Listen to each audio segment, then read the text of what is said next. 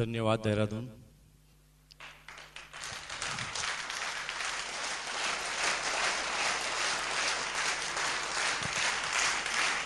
Thank you. नमस्कार। देखिए, अक्सर जब हम नमस्कार बोलते हैं तो बहुत सारे आदमी संकोच करते हैं नमस्कार करने में, लेकिन मेरा तो पूरा बिजनेस ही नमस्कार करने से बढ़ा। मैं तो चलते रास्ते ही किसी को बोल देता हूं नमस्कार। मुझे अभी तक किसी ने भी नहीं बोला कि नमस्कार नहीं, वो भी कहता है नमस्कार। और इस नमस्कार की कहानियां लिखी गई है। और मैं आपको बता दूं कि हिंदुस्तान की गवर्नमेंट ने हर उस चीज पर टैक्स, जो सर्विस में हम लेते हैं, चाहे वो किसी हो या कोई वस्तु हो, उन हर चीज पर टैक्स लगाया। और एक जानकारी के मुताबिक, क्योंकि आरसीएम वाले नमस्कार बहुत बोलते हैं, तो हिंदुस्तान की गवर्नमेंट सोच रही है कि नमस्कार के ऊपर भी, तो जब तक ये टैक्स लग जाए उससे पहले भैया खुलकर बोल लो नमस्कार, क्योंकि उसके बाद हम टू द पॉइंट बात करेंगे कि आज हम बात कर रहे हैं आरसीएम बिजनेस की। इससे पहले मैं आपको थोड़ा सा इंट्रोडक्शन दे दूं। मैं मुकेश कोठारी मेरा नाम है। राजस्थान की सिटी है भीलवाड़ा, वहां का मैं रहने वाला हूं। और आज इस बिजनेस की बात कर रहे हैं। पीछे एक बैनर लगा है और पिछले 45 मिनट से आप ये बार बार सुन रहे हैं आरसीएम बिजनेस। तो आपको अभी तक ये पता चल चुका है कि आज हम जिस बिजनेस की बात कर रहे हैं उसका नाम है आरसीएम बिजनेस। जिस बिजनेस की अभी मैं कुछ चंद मिनटों में आपके साथ बात करूंगा, इस बिजनेस को ठीक पिछले 5.25 सालों से मैं लगातार जीता हूं, मैं सीखता हूं, मैं करता हूं।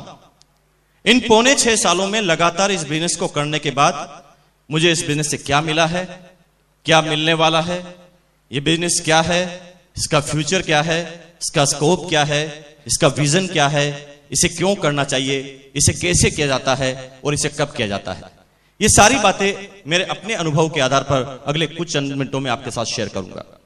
यूं कहे तो मेरा यहां पर आना का उद्देश्य कुछ थोड़ा अलग है। मैं आज आपको सिर्फ अपने अनुभव शेयर करने आया हूं। यूं तो बहुत बड़ी बड़ी किताबें मैंने नहीं पढ़ी है, मेरी एजुकेशन भी ज्यादा नहीं है, लेकिन इन 5.25 सालों में मेरे अनुभव इस बिजनेस में हैं। यूं कहे तो जिंदगी के अनुभव में आप मेरे से कहीं ज्यादा हैं, और आप मुझे कहीं मायनों में अपनी जिंदगी के बारे में तो मुझे समझा सकते हैं, लेकिन इस बिजनेस के बारे में थोड़ा सा आपसे ज्यादा मुझे 1% नॉलेज है, और वही शेयर करने के लिए आया हूं। और शॉर्ट में अगर देसी भाषा में मैं बोलूं तो आज मैं आपको क्या बताऊंगा, मैं ये बताऊंगा कि ये एक दीवार है। इस दीवार पर हमने पिछले 5.25 सालों में 50 बार अलग अलग टेक्निक से सिर फोड़ा है, और जब भी सिर फोड़ा है तो हमारे चोट लगी है, और चोट की साइज क्या क्या थी। और आज मैं वही बताने आया हूं कि भैया ऐसे सिर फोड़ते हैं तो चोट लगती है, ये सिर्फ आप मत फोड़ना, क्योंकि हमने सिर फोड़ फोड़ के सीखा, इसलिए 5.25 साल लगे, आपको 2 साल ही लगेगा अगर आप मेरी बात को समझ जाएंगे तो।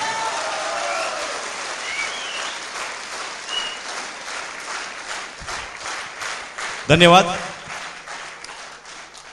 इस बिजनेस को ठीक 5.25 साल से मैं जीता हूं। छोटे से बैकग्राउंड के बारे में बात करूं तो इस बिजनेस को करने से पहले भीलवाड़ा के अंदर एक पेंट पीस का कपड़ा बनाने वाली, एक शूटिंग बनाने वाली प्राइवेट कंपनी में मेरी सर्विस हुआ करती थी। लगभग 19.5 साल की एज में अपनी सर्विस का कैरियर मैंने चालू किया था। इतनी कम एज में सर्विस करने की जरूरत इसलिए पड़ी क्योंकि मेरे फादर डिफेंस सर्विसेज में थे। फिटनेस उनका साथ नहीं देती थी, जिसका नतीजा था कि उन्हें उस समय कंपल्सरी रिटायरमेंट लेना पड़ा। जब मेरे फादर का कंपल्सरी रिटायरमेंट हुआ, उस समय मेरे फादर की जो पेंशन की अमाउंट आया करती थी वो मात्र 800 रुपए की हुआ करती थी, और उस समय मेरी एज हुआ करती थी 9 साल की, और हमारा 6 भाई बहनों का परिवार था, सबसे छोटा मैं। यहां पर सारे आप एजुकेटेड, बुद्धिजीवी, समझदार आदमी बैठे हैं। आपको ये ज्यादा समझाने की जरूरत नहीं है कि 800 रुपए में 6 भाई बहनों का कैसे गुजारा चलता होगा। आप डिफाइन कीजिए, आप सोचिए। लेकिन हमारे माँ बाप ने हमें कभी कोई कमी महसूस नहीं होने दी। हमारी एजुकेशन, हम बच्चों की एजुकेशन उस समय कंप्लीट करवाई जिस समय उनके पास ढंग से अपने बच्चों को खाना खिलाने के भी पैसे नहीं थे। मैं गर्व करता हूं सबसे पहले भगवान, उसके बाद मेरे माँ बाप और आपके माँ बाप पर, क्योंकि जिन माँ बाप को आप में से कुछ लोग भूल चुके हैं उनको मैं फिर याद दिला दूं कि आपके मां बाप ने आपको यहां तक पहुंचाने के लिए कितने पापड़ बेले हैं, ये शायद आपको पता नहीं है, बिल्कुल भी पता नहीं होगा।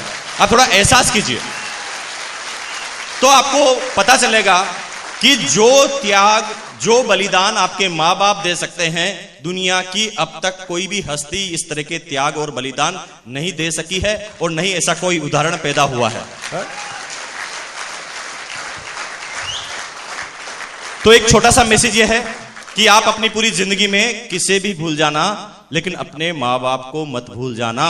वो नंबर 1 है, वो नंबर 1 रहेंगे हमेशा।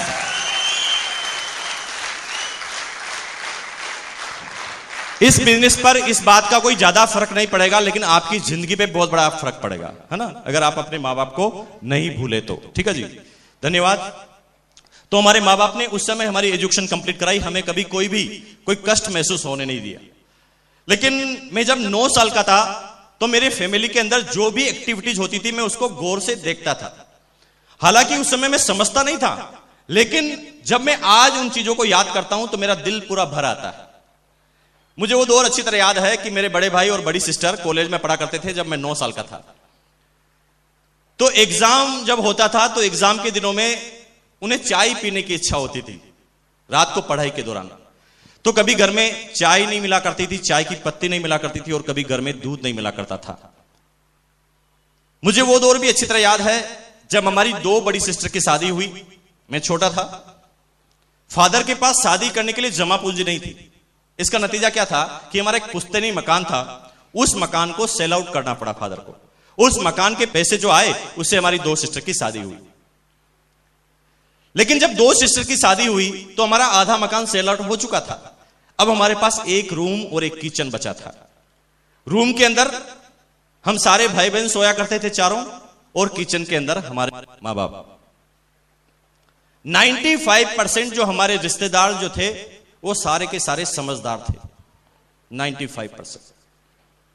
लेकिन 5% ऐसे रिश्तेदार थे जो ज्यादा समझदार नहीं थे। 95% रिश्तेदार कभी भी हमारे घर पर रुकना नहीं पसंद करते थे और खाना पसंद नहीं करते थे, क्योंकि उन्हें पता था कि इनकी हालत कैसी है। लेकिन 5% इन बातों से अनभिज्ञ थे, वो हमारे घर पर आकर बैठ जाते थे और कहते थे कि आज हम यहीं पर रुकेंगे। तो उस पूरे दिन भर पूरी फैमिली में चर्चा का विषय ही यही रहता कि ये मेहमान कहां पर सोएंगे और इन्हें क्या खिलाया जाएगा। पूरे दिन भर चर्चा होती, खिलाने की बात आती है तो कैसे कैसे इंतजाम करके उन्हें अच्छा खासा खाना खिलाया जाता है, क्योंकि हिंदुस्तान में अतिथि देवो भव की कहावत मशहूर है। लेकिन जब सुलाने की बात आती थी तो एक रूम और मेहमान। तो राजस्थान में रूम के ऊपर एक स्टेप होती है जहां पर सामान रखा जाता है, जिसे राजस्थान में टांड कहते हैं, और उसको अगर क्लोज करके ऊपर एक गेट लगा दें, यानी ऊपर का स्टोर बिना सीढ़ी का, बिना स्टेप का, तो राजस्थान में उस ऊपर वाले स्टोर को भकारी कहते हैं। तो जब भी हमारे घर में कोई भी मेहमान आता था तो हम सारे भाई बहनों का ट्रांसफर, हाँ भाई मेहमान को थोड़ी कह सकते आप जाइए, जाना हमें ही पड़ता था। वो बातें उस समय मेरे बात समझ में नहीं आई, लेकिन आज जब मैं याद करता हूं तो मुझे वो एक एक बात अभी समझ में आती है। मुझे वो दौर अभी तक याद है जब मेरी मां 100 ग्राम देसी घी को 3 महीने तक संभाल कर रखती थी। मैं छोटा था, उस समय जिद करता था कि मां आप मेरी रोटी के ऊपर घी क्यों नहीं लगाते। तो मेरी मां मुझे गोद में बिठाकर समझाती थी कि बेटा देखो, अचानक घर में कोई मेहमान आ सकता है ना, तो मेहमान को तो पता नहीं चलना चाहिए कि हम क्या खाते हैं और क्या पीते हैं। मुझे समझाया जाता। मुझे वो दौर भी अच्छी तरह याद है जब मेरे फादर को किचन का निर्माण करना था, और किचन का निर्माण करने के लिए उनके पास पैसे नहीं थे, और उनके पास पैसे नहीं थे इस वजह से कम पैसों में उस किचन का निर्माण करना था। तो उस समय सीमेंट के अंदर जो मिट्टी को मिलाया जाता है, जिस रेत को मिलाया जाता है, जिस बजरी को मिलाया जाता है, एक ट्रक आता, रोड पर खाली होकर वो मिट्टी चला जाता। अब उस रोड से मिट्टी को हमारी बाउंड्री वॉल के अंदर लाने के लिए जब इस किसी लेबर को हम कॉन्ट्रैक्ट देते थे तो वो उस समय 15-20 रुपए मांगता था, और ये 15-20 रुपए उस समय हमारे पास देने के लिए नहीं थे। तो हम पैसे बचाने के लिए कुछ टेक्निक का इस्तेमाल करते थे। वो टेक्निक क्या थी? हम रात को 11:30 बजने का इंतजार करते थे।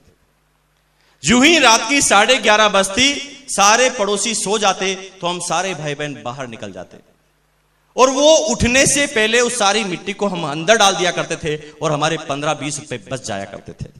और ये छोटी छोटी टेक्निक्स हमारी उस समय पैसे बचाने की होती थी। इस अभावग्रस्त जिंदगी से निकले, लेकिन उस समय तक हमारे फादर मदर ने हमें महसूस नहीं होने दिया कि हम क्या करते हैं। लेकिन बीकॉम का एग्जाम दिया 19.5 साल की एज में। शायद मेरे बाप किसी चीज का इंतजार कर रहे थे। एग्जाम देते ही मैं घर पर आया। घर पर आते ही जूं ही मैं अपने रूम में गया, अपनी शर्ट को हैंगर पे लगाई, मेरी मदर मेरे पास आती है और धीरे से कहती कि मुकेश, आज तुम्हें एक बात बताते हैं कि तुमने जो आज एग्जाम दिया है ये तुम्हारा अंतिम एग्जाम है हमारी तरफ से, हम तुम्हें आगे नहीं बढ़ा पाएंगे। जब ऐसी बात मुझे बताई गई तो जीवन के सारे सपने उसी समय चकनाचूर होते हुए नजर आए।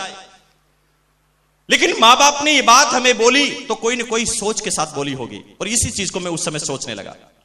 लेकिन थोड़ी देर बाद मेरी मदर ने आंसू निकालते हुए कहा कि नहीं, तुम इसका उल्टा अर्थ मत ले जाना। इसका मतलब ये नहीं है कि तुम्हें हम पढ़ने से रोकते, बस फर्क इतना सा आएगा कि पहले तुम्हारी पढ़ाई का खर्चा हम उठाते थे, अगर अब तुम्हें पढ़ना है तो तुम तुम्हारा खर्चा खुद हटाओ, खुद निकालो, क्योंकि आज के बाद हम तुम्हारी पढ़ाई के ऊपर कोई पैसा नहीं खर्च करेंगे, क्योंकि हमारी जितनी भी ताकत और कैपेसिटी थी वो अभी हमने कर बताया है। अब सोचिए, मां बाप का कोई कंपैरिजन है? मां बाप अभी भी कह रहे हैं कि हम तुमसे खाना नहीं चाहते, तुम अभी भी पढ़ सकते हो, सिर्फ अपनी खुद की इनकम जनरेट करो पढ़ाई के दौरान। जीवन की हकीकत से सामना हुआ। भीलवाड़ा के अंदर नौकरी की तलाश में दौड़ने लगा। उस समय हमारी फैमिली के पास न कोई जैक होता था और न ही कोई चेक होता था। उसी का नतीजा था कि 1 महीने तक लगातार दौड़ लगाई पूरे भीलवाड़ा में, सर्विस नहीं मिली। घर पर आकर थक कर बैठ गया। एक दिन दोस्त के फादर ने मुझे बुलाया, मुझे एक विजिटिंग कार्ड हाथ में थमाया और मुझे कहा गया कि इस कंपनी में जाइए, आपको सर्विस मिल जाएगी। मुझे विश्वास नहीं था, क्योंकि 1 महीने तक चक्कर लगाकर मैं समझ चुका था कि ये सब फालतू की बातें हैं, कोई किसी का साथ नहीं देता। इस दुनिया में सबका साम्राज्य अपने आप को खड़ा करना पड़ता है। लेकिन कहते हैं कि 1% आशा की वजह से मैं उस कंपनी में उस कार्ड को लेकर पहुंचा। मेरे से नाम पूछा गया और कहा गया कि आप कल से आ जाइए। मुझे आश्चर्य हुआ, मुझे शौक लगा कि क्या ये सच है, लेकिन वास्तव में वो मुझे यही कह रहे थे कि आप कल से आ जाइए। मैंने उस समय अपने मैनेजर से यह तक नहीं पूछा कि आप कितनी सैलरी दोगे, क्योंकि बात सैलरी का विषय नहीं थी, बात थी नौकरी मिलने का क्वेश्चन। और मैंने कहा सर्विस मिल गई, अब मुझे क्या चाहिए, और मैं घर पर आ गया। अगले ही दिन तैयार होकर ऑफिस पहुंच गया। पहला दिन ऑफिस का टाइम था 10:30 का और मैं पहुंच गया 9:30 बजे। कहते ना कि जब कोई चीज बड़ी मुश्किल से मिलती है तो उसकी अवेयरनेस अपने आप पैदा होती है। जैसे हमारी ऑक्सीजन बड़ी आराम से मिलती है तो उसकी अवेयरनेस हमारे अंदर नहीं है। अगर आपको बता दूं कि 1, 1.5, 2 मिनट भी अगर आपकी ऑक्सीजन को रोक लिया जाए तो शायद आप इस संसार में जीवित नहीं रहेंगे। जिस चीज की इतनी बड़ी वैल्यू कि जिसके बिना जीवित नहीं रहा जा सकता, लेकिन उसकी हमारे जीवन में कोई वैल्यू नहीं। जहां जाते हैं वहां, अरे दोस्त, उसकी वैल्यू समझनी है तो उस व्यक्ति से पूछना जिसका अभी ऑपरेशन हुआ है, आईसीयू में उसे रखा गया है, ऑक्सीजन का मास्क उसके ऊपर लगाया गया है, वो होश में है। उसके कान में धीरे से बोलना, भैया 2 मिनट के लिए हटा दूं। तब उसकी वैल्यू का उसे पता चलता है। तो दोस्त, आपका जीवन इस दुनिया में लेना कितना बड़ा वैल्यूबल काम है, इसको आप महसूस करें। आपका ये शरीर जो है, इसकी वैल्यू को समझें। अगर मेडिकल साइंस में आपकी शरीर की वैल्यू को निकाला जाए तो करोड़ों रुपए की है, हम नहीं समझे अभी तक। मेरे दोस्त का एक हाथ फ्रैक्चर हुआ, पूरा हाथ निकल गया बाहर। एक टेक्नोलॉजी के तहत उसे अमेरिका में वापस लगाया जा सकता था। मेरे दोस्त के फादर पैसे वाले थे, उन्होंने फटाफट वीजा हुए और इमरजेंसी वीजा के साथ उन्हें अमेरिका शिफ्ट किया गया और वो हाथ का ट्रीटमेंट हुआ। लगभग 20 से 25 लाख रुपए खर्च हुए, हाथ सही हो गया। उस दिन मुझे वास्तव में अपने हाथ की कीमत का वैल्यू पता चली। मैंने कहा, भैया मेरा हाथ 20 लाख का एक, मेरे माँ बाप इस हाथ में 20 लाख रुपए उनके पास अगर हो तो वो खर्च कर सकते हैं। तो एक हाथ 20 लाख का, तो दूसरा कितने का हुआ? तो 40 लाख के तो हाथ, तो 40 लाख की टांगे भी होगी। हाथ और पैरों को मिलाया जाए तो लगभग 1.5 करोड़ रुपए के तो हाथ पैर आपके। जो इंडियन साइंस में उसकी रेट है। फिर आपकी हड्डियां, आपकी खून, आपके गुर्दा, आपके दिल और आपकी सारी धमनियों का सारा रेट निकाला जाए मेडिकल साइंस के अनुसार, तो आपका आज न्यूनतम स्तर वाले व्यक्ति का भी पूरा शरीर 5 करोड़ में बिकने के लिए तैयार है। कोई भी बिकवा लीजिए, आज कोई भी चले जाइए, 5 करोड़ में उसका शरीर बिकने के लिए तैयार है। ये तो ह्यूमन राइट्स की तरफ से नियम बने हुए हैं कि आदमी को जिंदा को मार नहीं सकते। बाकी उसके एक एक पार्ट्स की वैल्यू निकाले जाए तो 5 करोड़ मिनिमम। लेकिन थोड़ी देर के लिए सोचें, इस 5 करोड़ के शरीर को कितने रुपए में गिरवे रखा है? ए भैया 5,000 दे देना, करवा ले, कुछ भी करवा ले। 10,000 देना, कुछ भी करवा ले, क्योंकि हमें हमारी वैल्यू के बारे में पता नहीं। मैंने उस समय अपने मैनेजर से यह तक नहीं पूछा कि आप कितनी सैलरी दोगे। चला गया काम पर, लगातार 1 महीने तक काम किया। सर्विस का दिन, 1 तारीख आई, सैलरी का टाइम, लाइन लगी हुई थी सैलरी लेने वालों की। और जिंदगी का पहला अनुभव, मैं भी लाइन में खड़ा हो गया। मेरा नाम आया और मेरे हाथ में 750 रुपए पकड़ाए गए। 750 रुपए को देखते ही मेरे जीवन में जो 16 साल में मैंने सपने बनाए थे, वो सब सपने चकनाचूर होते हुए नजर आए। मुझे लग गया कि भैया ये तूने हेलीकॉप्टर का जो सपना बनाया है, तू तो तेरी एक्चुअल जिंदगी में तो साइकिल लेने के काबिल भी नहीं है। सपनों को छोटा करना चालू किया। मैं आगे बड़ा सोचते हुए, पीछे ही मेरी कंपनी का चपरासी खड़ा था, वो अंगूठा छाप पानी पिलाने का काम। मेरे सामने उसे सैलरी दी गई 1500 रुपए, 1500। एक बीकॉम पास लड़का उसे 750, और एक अनपढ़ आदमी जो अंगूठा छाप लगाकर वहां पर सैलरी उठाता है उसे 1500 रुपए। ये बात मुझे हजम ही नहीं हुई, ये क्या हो रहा है इस दुनिया में। और आप में से कुछ लोगों को अभी ये बात समझ में नहीं आ रही होगी, लेकिन मुझे आज आई है, आपको भी आ जाएगी। आपकी अलग अलग एज सेगमेंट के व्यक्ति यहां हो सकते हैं। कोई आदमी 20 साल का होगा, कोई 30, 40, 50, 60, 65, 70 साल के व्यक्ति यहां पर होंगे। लेकिन मैं आपको बता दूं कि आप 65 और 70 साल के व्यक्ति हैं, लेकिन अगर आपने अपने सपनों को खो दिया है तो आप जीरो हैं। लेकिन अगर आपके सपने जीवित हैं तो कोई फर्क नहीं पड़ता कि आप किस एज में हैं, क्योंकि धीरू भाई अंबानी 40 साल का था तो आप में से कोई भी इंसान उसे नहीं जानता था, जानता था। लेकिन 40 साल के बाद उस बच्चे ने क्या करके बताया कि हिंदुस्तान नहीं पूरी दुनिया उसे जानती थी। क्यों? क्योंकि 40 साल के होने के बाद भी उसने अपने सपने को खत्म नहीं किया था, उसने अपने गोल को, अपने टारगेट को खत्म नहीं किया था। लेकिन हम किसी क्षेत्र में 5 बार अगर असफलता हमें मिले, 5 बार छोड़ो यार, 2 बार भी असफलता मिले तो हम उस क्षेत्र को छोड़ देते हैं। एक कविता बचपन में आपने सुनी हो, हार नहीं होती, है ना, कोशिश करने वालों की। उस जीवन में इस कविता को हमने इतनी बार अंदर डाला है कि वो पूरी कविता हमें याद हो गई, लेकिन कभी भी हम में से किसी इंसान ने उस कविता का एक भी शब्द अपने जीवन में नहीं उतारा, नहीं उतारा। अगर आप इजाजत दें तो वो कविता आपको याद दिलाऊं, मैं वापस दिलाऊं, क्योंकि इस बार कविता को आप सुनने के हिसाब से मत सुनना, इस बार महसूस करने के हिसाब से सुनना।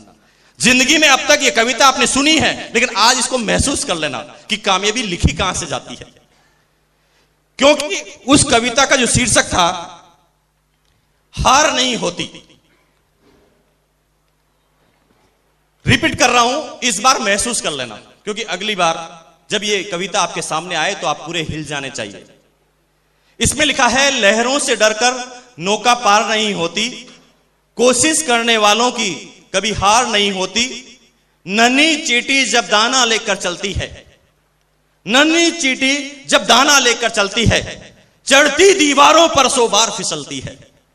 नन्ही चींटी जब दाना लेकर चलती है, चढ़ती दीवारों पर 100 बार फिसलती है। मन का विश्वास रगों में साहस भरता, चढ़कर गिरना, गिरकर चढ़ना न उसे अखरता। आखिर उसकी मेहनत बेकार नहीं होती, कोशिश करने वाला। क्या लिखा है कि चींटी भी जब काम करना चालू करती है तो हर बार वो सक्सेस नहीं होती, लेकिन लगातार उसके लगे रहने की वजह से एक समय ऐसा आता है जब उसकी ये मेहनत बेकार नहीं होती और वो अपनी मंजिल को पा लेती है। दूसरे पैराग्राफ पे कितनी जोरदार चीज लिखी है, 1 अरब रुपए का ये पैराग्राफ होना चाहिए। हिंदुस्तान में सारी चीजें सस्ती है। इसमें लिखा है, डुबकियां सिंधु में गोताखोर लगाता है। सिंधु यानी समुद्र। डुबकियां सिंधु में गोताखोर लगाता है, जा जाकर खाली हाथ लौट कर आता है, मिलते न सहज ही मोती गहरे पानी में। बड़ी आसानी से मोती उसे गहरे पानी में नहीं मिलते। मिलते न सहज ही मोती गहरे पानी में, बढ़ता दूना उत्साह इसी हैरानी में। अब वहां कम नहीं होता वो, जब उसके हाथ में मोती नहीं आता है तो वो पहले से डबल एक्साइटेड होता है और अब कहता है कि यस, अब मैं इस बार तो अपने मोती को लेकर रहूंगा। फिर डुबकी लगा देता है।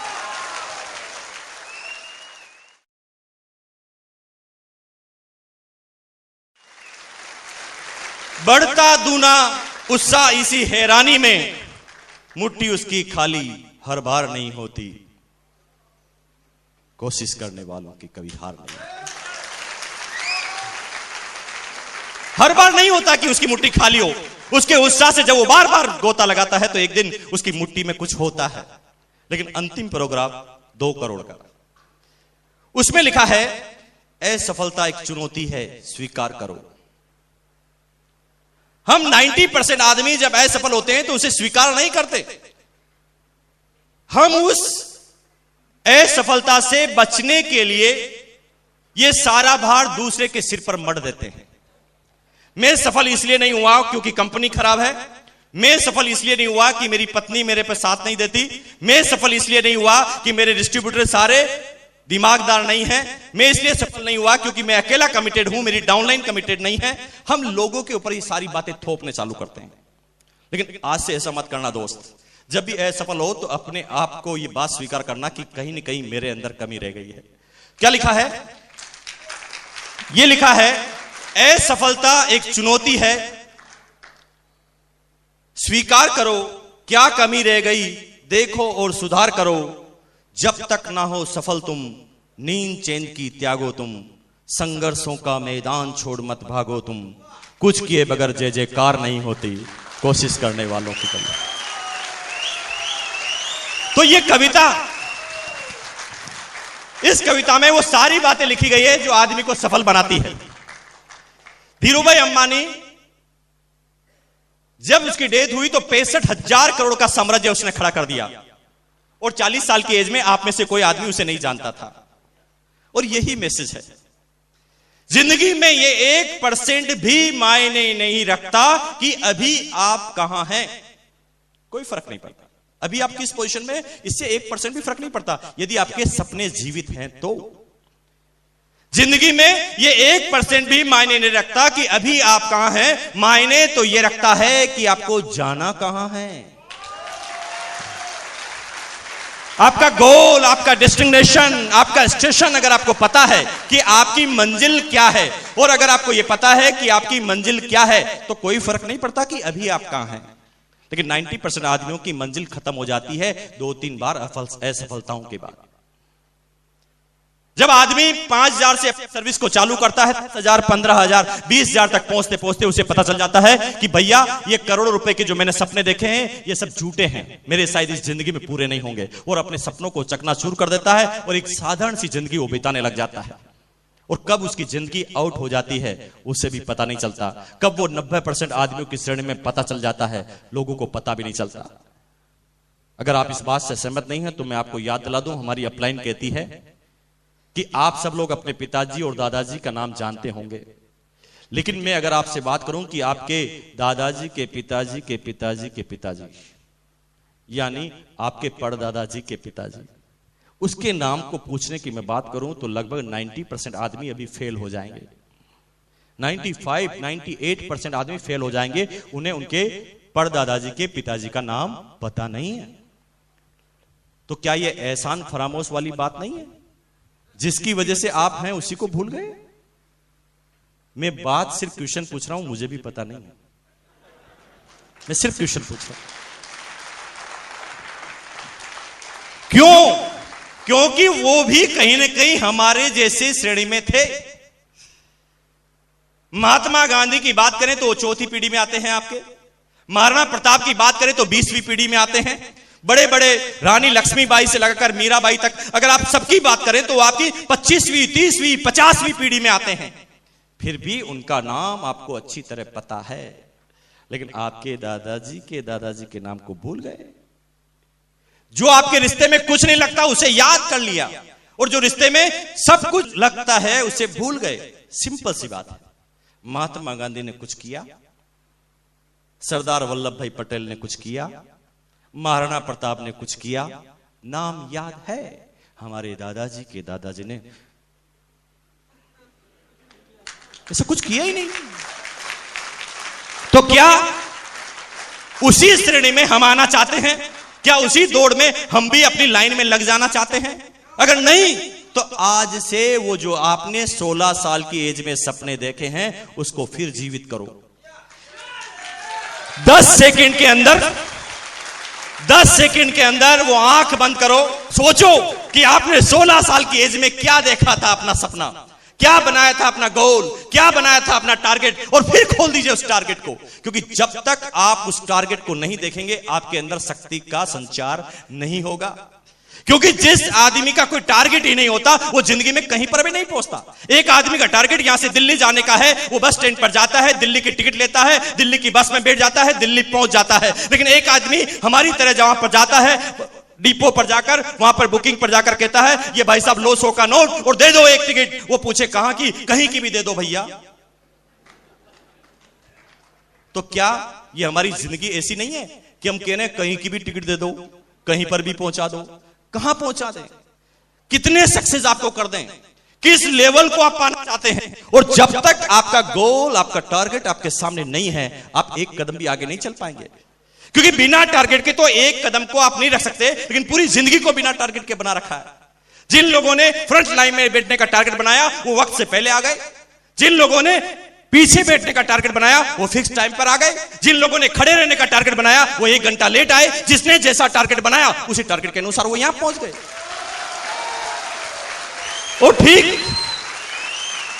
और ठीक हमारी पूरी जिंदगी में हमारे साथ यही होता है कि उस टारगेट को पूरा करने के प्रति हमारी तैयारी क्या है, हमारा कमिटमेंट क्या है, हमारा गोल क्या है, उसके ऊपर हमारे टारगेट पूरे होते हैं। लेकिन 750 की सर्विस को मैं करने लगा, जिंदगी की हकीकत का सामना हुआ। उस समय मैं इन बातों पे नहीं सोचता था, क्योंकि मैं भी एक जनरल आदमी की तरह उस जीवन को जी रहा था। मुझे लगा था कि भैया ये सपने छोड़ दो, सपने देखना बंद कर दो, ये हमारे बस की बात नहीं। 11 महीने तक काम किया 750 की सर्विस में। 11 महीने बाद मैंने सोचा, एक दिन रात को उठकर मेरे अंदर एक संचार आया और मैंने अपने दिमाग से पूछा। मैं अपने दुनिया में सबसे बड़ा मित्र अपने दिमाग को मानता हूं, दुनिया पड़ोसी को मानती है। लेकिन आज से जब भी कोई शंका हो, जब भी कोई प्रॉब्लम हो, लोगों से मत पूछना कि इस प्रॉब्लम का हल क्या है। जब अपना मन शांत हो तो अपने ही दिमाग से पूछना कि इस चीज का हल क्या है। क्योंकि दुनिया में जो आपका दिमाग आपको राय दे सकता है, दुनिया की कोई भी वस्तु, दुनिया का कोई भी कंप्यूटर उस तरह की राय आपको नहीं देता। लेकिन जरूरत क्या है कि आपका दिमाग उस समय शांत हो। अगर आप गुस्से में किसी क्वेश्चन का आंसर आप पूछेंगे तो उल्टा सीधा आंसर देगा। मन शांत हो। रात को 11:30 बजे 12 बजे उठने के बाद मैंने अपने दिमाग से पूछा, भैया क्या मुकेश कोठारी तू 750 के लिए पैदा हुआ है? दिमाग ने कहा नहीं भैया, तू 750 के लिए पैदा नहीं हुआ है, तुझे कुछ और करना है। उस दिन पता नहीं क्या ताकत मेरे अंदर आई कि मैं अगले दिन जब ऑफिस गया तो सबसे पहले मैंने अपने 4 साथियों को मेरे पास बुलाया और मैंने कहा, भैया मैं 750 के लिए पैदा नहीं हुआ हूं, मैं ये सर्विस छोड़ने वाला हूं, कुछ और करने वाला हूं। जोश जोश में ये बात मैंने अपने साथियों को बता दी। मेरे साथी मेरे सामने मुस्कुराए और उनमें से एक साथी ने मेरे बॉस को यह बात बता दी। मेरे बॉस ने मुझे चेंबर में बुलाया, पसीने निकल गए क्योंकि अब हकीकत की बात होने वाली थी। क्योंकि मुझे लगता था कि अब ये पूरा मेरे सामने रेजिग्नेशन लेटर आएगा। लेकिन मेरे बॉस ने मुझे बुलाया और कहा कि मुकेश जी, कुछ लोगों के जरिए पता चला कि आप इस कंपनी को छोड़ रहे हैं। मैं ना हाँ बोल पाया ना बोल पाया, क्योंकि अब हकीकत का सामना था। लेकिन मेरा बॉस मुझे क्या कहता है कुछ ही सेकंडों के बाद, उसने कहा नहीं, आप जो डिसीजन ले रहे हैं वो गलत ले रहे हैं। हमारी कंपनी में आपके लिए बहुत बड़ा फ्यूचर है और हमने ऐसा सोच लिया है कि अगले महीने से हम आपको 500 रुपए का इंक्रीमेंट दे रहे हैं। मैं डर रहा था और काम हो गया उल्टा। अब मैंने फिर क्वेश्चन किया अपने दिमाग से, बता दिमाग अब तुझे सर्विस छोड़नी चाहिए। तो दिमाग कहता अब कर, 500 का लग गया ना। फिर करने लगा, फिर 11 महीने तक 1250 में काम किया। फिर ऐसी बात उपजी, फिर मैंने अपने दोस्त को बताया, फिर उसने बॉस को बताया, बॉस ने फिर मुझे 1000 का इंक्रीमेंट दे दिया। और यूं कहे तो जब जब भी मैं कुछ सोचता था अपनी जिंदगी के बारे में, तब तब मुझे 1000 रुपए का इंक्रीमेंट दिया जाता था। और यूं अगर सही शब्दों में बात करें तो मेरी जिंदगी का अब अगर सबसे बड़ा कोई दुश्मन रहा है तो मेरी सर्विस में मेरा इंक्रीमेंट, जो मुझे न तो जीने देता था और न ही मुझे उस क्षेत्र में मरने देता था। जब भी मैं कुछ करने की सोचता था मुझे 1000 रुपए के इंक्रीमेंट से थोपा जाता था। क्योंकि मैं कुछ एक ऐसी सनसनीखेज बात बताने वाला हूं जो अब तक दुनिया के किसी भी लीडर ने स्टेज से नहीं बोली है, मैं बोलूंगा। लेकिन मेरा आज मैसेज ये नहीं था होगा कि आप जो भी सर्विस करते हैं वो छोड़ देना, नो, ये मैसेज नहीं है मेरा। मेरे मैसेज को समझना, सर्विस हमेशा वो इंसान करता है जिसका अपना खुद का कोई टारगेट नहीं होता, इसलिए वो अपने बॉस के टारगेट के लिए काम करता है। क्योंकि उसका बॉस का बहुत बड़ा टारगेट होता है, तो अपने पूरे जीवन हम अपने बॉस के टारगेट को पूरा करने में लगाते हैं। जब भी हमारे बॉस को यह पता चलता है कि ये मेरे टारगेट को पूरा करने के लिए सबसे महत्वपूर्ण इंसान है, तो जब भी आप छोड़ते हैं कि मैं छोड़ूंगा, तो आपको 1000 रुपए के इंक्रीमेंट से नवाजा जाता है। तो नियम क्या है, फॉर्मूला क्या है? फॉर्मूला यह है कि अगर आपको 10,000 रुपए सैलरी मिलती है तो सीधा सीधा आप 1 लाख के आदमी हैं। क्योंकि दुनिया का कोई भी बिजनेसमैन, दुनिया का कोई भी एम्प्लॉयर आपको 10,000 की सर्विस जब भी देगा जब वो 1 लाख का आदमी है, तभी तो 90% उसका प्रॉफिट होगा। अगर आप 10,000 के आदमी हैं और 10,000 ही सैलरी देगा तो बताइए घाटे का सौदा नहीं है। आप खुद 1 लाख रुपए के आदमी हैं, इसलिए आपको 10,000 रुपए मिल रहे हैं। क्योंकि आपका बॉस का बड़ा टारगेट है, उसे पता चल जाता है कि अगर यह चला गया तो मेरा टारगेट पूरा नहीं होगा, और वो अपने टारगेट को पूरा करने के लिए बार बार इंक्रीमेंट आपके सामने रखता है। और मेरे सामने भी ठीक 8 साल तक इस तरह के इंक्रीमेंट रखे गए। और यूं कहे तो मेरी पूरी जिंदगी को एक बंजर जिंदगी बना दी, जो न सोचने लायक था न करने लायक था। जब भी कुछ सोचता था इंक्रीमेंट लगता था। 27 साल की एज हुई, उस कंपनी का डिप्टी मार्केटिंग मैनेजर बना। कंपनी की तरफ से गाड़ी, कंपनी की तरफ से वो सारे अलाउंस मुझे मिले। लेकिन 27 साल की एज में जब ये सफलताएं छोटी छोटी मुझे मिली, तो यूं कहें कि मेरी जिंदगी को लकवा लग गया। हमारी अपलाइन कहती है परफेक्शन इज पैरालिसिस। अगर आप सोचते हैं कि आप परफेक्ट हैं, आप परिपूर्ण हैं, तो समझ लो आपको लकवा लग गया है, आपको पैरालिसिस हो गया है। तो 27 साल की एज में जब इतनी अच्छी सैलरी मुझे मिलने लगी, तो मैंने लोगों की बातों को सुनना ही बंद कर दिया। क्योंकि मुझे ऐसा लगता था कि सबसे इंटेलिजेंट आदमी तो मैं हूं। मैं अपने फादर की बात सुनने के लिए मना कर देता था, मैं अपने भाइयों की बात सुनने के लिए मना कर देता था, मैं अपने दोस्तों की बात को नहीं मानता था।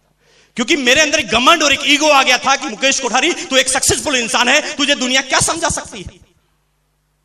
खास तौर से ये जो लकवा है 2-3 तरह के आदमियों को लगता है, और आप में से अगर किसी आदमी को यह लकवा है तो आज ही खत्म कर लेना। क्योंकि आपकी जिंदगी की प्रोग्रेस में सबसे बड़ी बाधा ये 3 तरह के लकवे होंगे। पहला होता है एजुकेशन का लकवा, एजुकेशन का पैरालिसिस। जब एक आदमी थोड़ा ज्यादा पढ़ लिख जाता है तो कम पढ़े लिखे आदमी को वो कुछ समय के बाद पागल समझना चालू कर देता है। एक डॉक्टर को जब एक जनरल इंसान कोई बात करता है तो वो कहता है कि अच्छा तू समझाएगा मुझे। क्यों भाई, जिंदगी का कोई ऐसा अनुभव उसके पास नहीं हो सकता जो डॉक्टर के पास नहीं है? हो सकता है, लेकिन वो समझने की कोशिश नहीं करता उसको। एक ज्यादा पैसे वाले कम पैसे वाले की बात नहीं सुनता, और एक ज्यादा सम्मान का अधिकारी कम सम्मान वाले की बात नहीं सुनता। 3 तरह के लकवे पाए जाते हैं। मेरे पास भी वो एक तरह का लकवा आ गया, पैसों वाला। मैंने लोगों की बात को सुनना बंद कर दिया, और 8 साल तक मेरी कोई प्रोग्रेस नहीं हुई। मैं उसी तरह से एक बंजर जमीन में अपने जीवन को यापन कर रहा था। कहने को मैं बॉस था उस समय। 27 साल की एज में 80 आदमियों का मेरा स्टाफ था मार्केटिंग का, उनका मैं बॉस था। कहने को मैं उस समय भी सूट पहनता था, कहने को उस समय भी टाई लगाता था, उस समय भी लोग बाग मुझे बॉस कहकर बुलाते थे। लेकिन मैं इस फालतू के घमंड में चूर था। सतीश पंडित, ग्रेट लीडर, उसके बारे में उन्होंने एक कविता में लिखा कि तू जिसे चाहता उसे चाहता नहीं, इस झूठ से न खुद को परेशान कर। आराम कर। तू जिसे चाहता उसे चाहता नहीं। यानी आप जो हैं अभी सिर्फ आप बाहर से बता रहे हैं कि मैं संतुष्ट हूं, मैं आराम में हूं, मैं बहुत बढ़िया हूं, मैं करोड़पति हूं। आप सिर्फ बाहर से शो कर रहे हैं, लेकिन अंदर से हम खोखले हैं, यह हम खुद जानते हैं। हमें पता है कि जो हमारे सपने हमने देखे हैं, जो हम काम कर रहे हैं, उससे पूरा होने वाला नहीं। मिस्टर गेटे ने लिखा है कि एक सर्विस क्लास आदमी जिंदगी भर करोड़पति नहीं बन सकता और नहीं बनता, क्योंकि वो अपनी जिंदगी का 50% पैसा तो करोड़पति दिखने में खर्च करता है। वो सिर्फ दिखाना चाहता है कि मैं करोड़पति हूं, इसलिए वो कभी करोड़पति बनता ही नहीं। वो सिर्फ दिखावे की जिंदगी को जीना चाहता है। और मैं भी उस समय दिखावे की जिंदगी, कहने को बॉस, लेकिन यूं कहे ना तो हालत क्या थी इस बॉस की मैं बता दूं। एक सर्विस क्लास आदमी की जिंदगी की हालत क्या होती है? एक महीने में 4 सप्ताह। पहले सप्ताह जब सैलरी मिलती है तो एक सर्विस क्लास आदमी किंग होता है, एक राजा होता है। जब वो 1 से 7 तारीख तक उसके पास पैसा होता है तो ये 1 से 7 तारीख उसकी निकलती है खुशी खुशी। वो किंग ऑफ द वर्ल्ड, पैसा उसकी जेब में, वो लगता है कि दुनिया का सबसे ताकतवर इंसान है। लेकिन जब दूसरा सप्ताह आता है 7 से 14, तो खुशी खुशी राजी खुशी में तब्दील हो जाता है, क्योंकि आधा पैसा खत्म हो चुका होता है। अब ज्यादा ना दुख रहता है ना खुशी रहती है। लेकिन जब एक सर्विस क्लास आदमी की जिंदगी में तीसरा सप्ताह आता है, 3rd वीक, तो खुशी खुशी राजी खुशी के बाद कसाकसी में तब्दील हो जाती है, क्योंकि तीसरे सप्ताह 80% गवर्नमेंट कर्मचारी अपनी जिंदगी को कसाकसी में जीते हैं और फिर वो 1 तारीख आने का इंतजार करते हैं। हर खर्चे को वापस 1 तारीख पे डालना चालू करते हैं। पत्नी बोलती है कि बच्चों की फीस भरनी है, तो पति बोलता है 1 तारीख को भरेंगे ना। कोई भी खर्चा वापस 1 तारीख के ऊपर। और जब तक वो 1 तारीख आती तब तक 50% की बैलेंस शीट वापस बन जाती है। लेकिन चौथा सप्ताह एक सर्विस क्लास आदमी की जिंदगी में आता है तो कसाकसी फाका कसी में तब्दील हो जाती है। उस समय 80% गवर्नमेंट कर्मचारी, प्राइवेट कर्मचारी अपनी जिंदगी को एडजस्ट करते हैं, अपने कुलिक से 100 की नोट उधार मांगते हैं। 100 देगा, 1 तारीख को दूंगा। फिर वो वापस 1 तारीख की तरफ आना चालू करता है। ये मैं सबकी बात नहीं, 80% की बात कर रहा हूं। जो लोग अपने आप को मैनेज करते हैं वो कैसे कैसे जिंदगी को जी लेते हैं, काट लेते हैं। लेकिन 80% आदमियों का हिंदुस्तान में हाल है। 10,000 सैलरी मिलती है, पोस्टमार्टम करके बता दूं मैं आपको, 80% गवर्नमेंट कर्मचारियों ने कोई ना कोई लोन ले रखा है। हिंदुस्तान के आंकड़े 80% लोन ले रखा है। 10,000 की सैलरी 5,000 लोन में कट जाता है। कितना बचा? अब 5,000 में क्या क्या खर्चे मैं बताता हूं आपको। इलेक्ट्रिसिटी का बिल, टेलीफोन वो रखता है तभी तो करोड़पति दिखेगा। टेलीफोन, एक मोबाइल की चिप जिसको 100 रुपए देकर चार्ज करवाता रहता है, वो खर्चा। बच्चों की फीस, बच्चों की किताबें, इंडियन कल्चर और छोटा मोटे जो संस्कृति हमारी होती है उस पर जो खर्चा होता है। उसके बाद बचता है खाली डब्बा। और एक गवर्नमेंट कर्मचारी पूरी जिंदगी भर एक लोन पे जो मकान बनाता है उसको देखते देखते पूरी जिंदगी को आउट कर देता है। और जिंदगी के अंतिम समय तक तो केवल एनओसी के सर्टिफिकेट आते हैं कि लोन चुक गया, जिंदगी का कोई सपना पूरा नहीं होता। ये 80% आदमियों की कहानी सुना रहा हूं मैं आपको, कोई हंसी मजाक की बात नहीं कर रहा हूं। मैंने लोगों की बातों को सुनना बंद कर दिया। अंदर से खोखला इंसान, अंदर से तो पता था कि पत्नी को कभी 5 स्टार होटल में खाना खिलाने लायक ये लड़का नहीं था।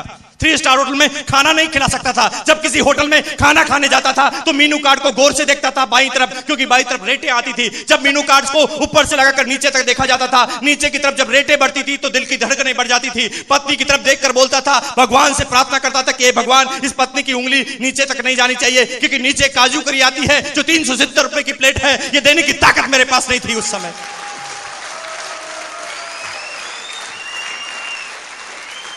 भगवान से सिर्फ प्रार्थना करता था, प्रार्थना कि रुक जाओ, ये उंगली यहीं पर रोक दो। लेकिन कभी कभी प्रार्थनाएं नहीं सुनी जाती और असली जिंदगी की परीक्षा होती। इस तरह से उबड़ खाबड़ वाली जिंदगी को जीता जाता था। इधर से फुटबॉल मारा जा रहा था, इधर से बैट से बल्ला मारा जा रहा था। जिंदगी चलती जा रही थी। कहने को मैं बाहर तो करोड़पति दिखता था, लेकिन हकीकत कुछ और थी।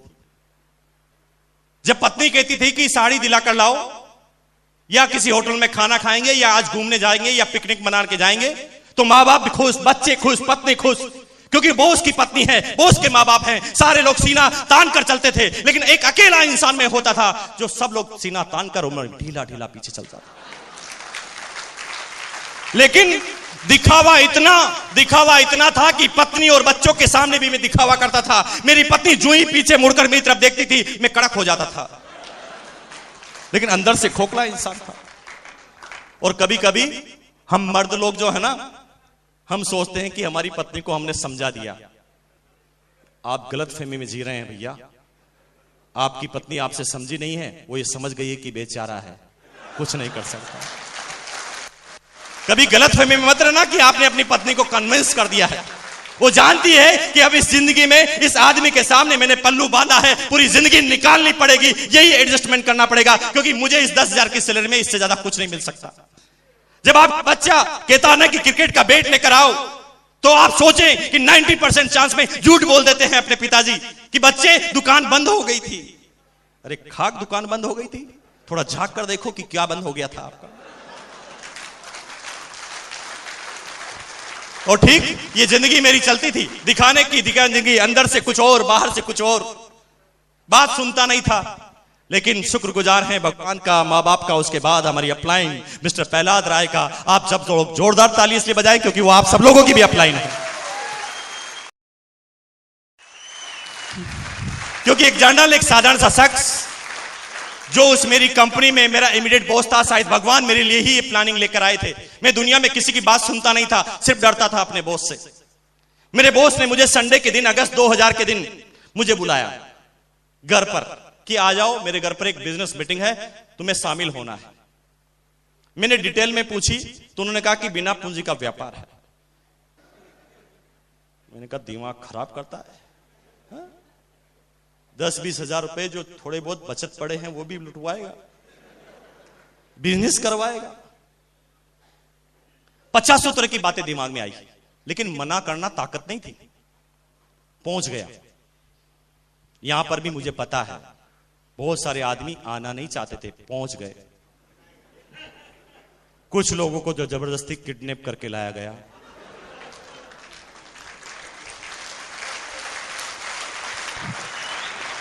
कुछ लोग जो हैं बेचारे इसलिए आ गए होंगे कि मना करना उनके बस की बात ही नहीं थी, ऐसे आदमी ने उन्हें इनवाइट किया था। और कुछ लोग इसलिए आ गए होंगे कि 15 बार पहले मना कर चुके थे, आज कोई बहाना नहीं बचा था, क्योंकि अब तक उन्होंने फैमिली में सबको एक एक बार ऊपर पहुंचा दिया था बहाने के अंदर। आज ये हो गया, आज वो हो गया, आज ये हो गया। 15 बार लगातार बनाया होगा, आज 16 बार आना पड़ा होगा, मजबूरी। और कुछ लोग समझदार होंगे जो पिंड छुड़ाने के लिए आए होंगे। वो कहता है, रोज कहता है आरसीएम कर, चल आज चलता हूं, टाइम है मेरे पास, इतनी कमियां निकाल दूंगा कि तू भी छोड़ देगा, चिंता मत कर। अपने दिमाग पर भरोसा करके वो यहां पर पहुंच गए हैं। अब आप में से सोच रहे होंगे कि आप ये बात क्यों जानते हैं, क्योंकि मैं भी पहले दिन यही सोच के आया था। क्योंकि बॉस को मना करना ताकत नहीं थी, लेकिन मैं अपने आप को बॉस से ज्यादा इंटेलिजेंट समझता था। 90% कर्मचारियों की प्रॉब्लम है, अपने बॉस से ज्यादा इंटेलिजेंट अपने आप को मानते हैं। उन्हें सबको पता है कि बॉस तो किस्मत के कारण आगे है, बाकी समझदार मैं हूं। सबको ऐसी गलतफहमी होती है। मुझे भी मेरा बॉस पागल लगता था। मैंने कहा ये किस्मत से आगे पहुंच गया, बाकी इसकी जगह मुझे होना चाहिए। लेकिन जब उसके सामने जाता था तो जबान भी पूरी नहीं खुलती थी। आधी बात में यस और नो होता था, दूसरा कोई वर्ड नहीं बोला जाता था। कितनी भयानक जिंदगी होती है एक कर्मचारी जिनके ऊपर बॉस होता है। और अगर ये बॉस से छुटकारा चाहते हो ना, तो मेरी बात को आज मान लेना। मुझे पता है, मेरे जयपुर में एक दोस्त आरजीएस अफसर है ना, वो संडे के दिन में गया घर पर, उसके घर पर जाकर बैठा, सोफे पर वो बैठा हुआ था, मैं भी उसके पास जाकर बैठा। बात करते करते ही अचानक फोन आया। फोन की आवाज सुनते ही चौंक गया। पहले आराम से बैठा था, सीधा हो गया और कहता है yes sir, yes sir, yes sir, yes sir, yes sir, yes sir, yes sir, yes sir. खड़ा हो गया। अरे मैंने कहा खड़ा क्यों हो गया? तेरा घर है भाई, तू बैठ जा, तेरा बॉस नहीं है यहां पर। यस सर बिना खड़े हो ही कर सकता है, लेकिन गुलामी का एक जोरदार जंजीर जो जकड़ी हुई है, उसे पता भी नहीं चलता कि वो घर पे है कि बाहर है, क्योंकि बॉस का फोन आते ही दिमाग खराब हो जाता है। अब थोड़ी देर yes sir, yes sir, yes sir करता है और थोड़ी देर बाद फोन को रखने के बाद मुझे क्या कहता है? पागल है साला। मैंने कहा भैया अगर तेरा बॉस इतना ही पागल है तो मुंह पे बोल के बता, असली पागलपन फिर बताएगा वो तेरा, है ना? और इसी गलतफहमी में हम कहीं जीते हैं। और मेरे साथ भी यही था। पहुंच गया पहले दिन, बैठ गया पीछे जाकर। एक आदमी आते ही कहता बजाओ ताली। मैंने कहा क्यों बजाऊं? नए आदमी को बड़ी प्रॉब्लम होती है, वो ताली मैं क्यों बजाऊं ताली? वो अपनी पूरी एनर्जी इस चीज पे लगाते हैं कि ताली नहीं बजाऊंगा। 50 बार बजाने की इच्छा होती तो भी वो कस लेता अपने आप को, नहीं बजाऊंगा। पूरी एनर्जी इस चीज पे लगा रहा है कि ताली नहीं बजाऊंगा। इतनी एनर्जी अगर बजाने में लगा दे तो सक्सेस हो जाए।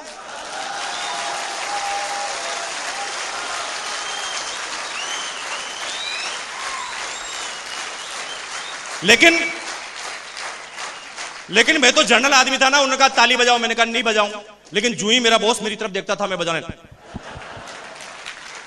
क्योंकि दबाव से ही हम जिंदगी भर काम करते आए हैं, अपनी मर्जी से नहीं करते आए कभी भी। ताली बजाई 45 मिनट तक, अलग अलग तरीके से उन्होंने तालियां बजाई, क्योंकि मेरा दिमाग उस प्लान की तरफ था ही नहीं, तो कुछ समझ में आए नहीं। वो मुझे प्लान बता रहे थे, मैं कुछ और बता रहा था। वो कह रहे थे कि भैया ये बिजनेस है, मुझे ऐसा लगता था कि ये फंसाएगा। क्योंकि जब डबल माइंडेड होता है आदमी को कुछ समझ में नहीं आता। जब आप पहली बार किसी को प्लान बताते हैं तो आपको नहीं लगता वो कितना अच्छा रिएक्ट करता, वाह वाह वेरी गुड, कितना जोरदार, वाह मजा आ गया। लास्ट में पूछते ज्वाइन कर लें? वो क्या थोड़ा सोच लेता हूं। क्यों ऐसा क्यों होता है? ऐसा इसलिए होता है क्योंकि उस समय वो डबल माइंडेड होता है। एक तरफ तो वो प्लान देख रहा होता है जिसे उसे बाहरी एक्सप्रेशन बताना होता है, और दूसरी तरफ वो अंदर कुछ सोच रहा होता है। ठीक है, बाहर तो कह रहा होता है वाह वाह मजा आ गया, वेरी गुड, क्या प्लान है, वाह जी क्या बिजनेस बनाया, और अंदर अंदर क्या सोचता है? फंसाएगा, 1500 लेके जाएगा, इससे कैसे पीछा छुड़ाऊं। और वो दो वर्ड में जब अंदर ही अंदर जब कंट्रोवर्सी होती है तो उसे कुछ समझ में नहीं आता। तो मैसेज क्या है कि जब पहली बार आप प्लान बताते हो ना तो समझ में किसी को कुछ नहीं आता, तो चिंता मत करो। लास्ट में एक वर्ड समझ में आता है कि 1500 रुपए में 3 जोड़ी कपड़े मिलेंगे। ये बात ही इतनी पॉजिटिव है कि वो कपड़े तो ले लेता है, तब उसको पकड़ो, अब बताओ प्लान। क्योंकि अब वो ऐसा नहीं सोचेगा कि फंसा देगा, फंस तो गया है। अब छोड़िए मत, 90% आदमी किसी को ज्वाइन कराते ही छोड़ देते हैं, और यही उनकी जिंदगी की भूल होती है। और होता क्या है, वो 500 आदमी को ज्वाइन करा लेता है, फिर भी बिजनेस वो 15% 20% अटका हुआ, क्योंकि वो किसी को डुप्लीकेट तो कर ही नहीं रहा है।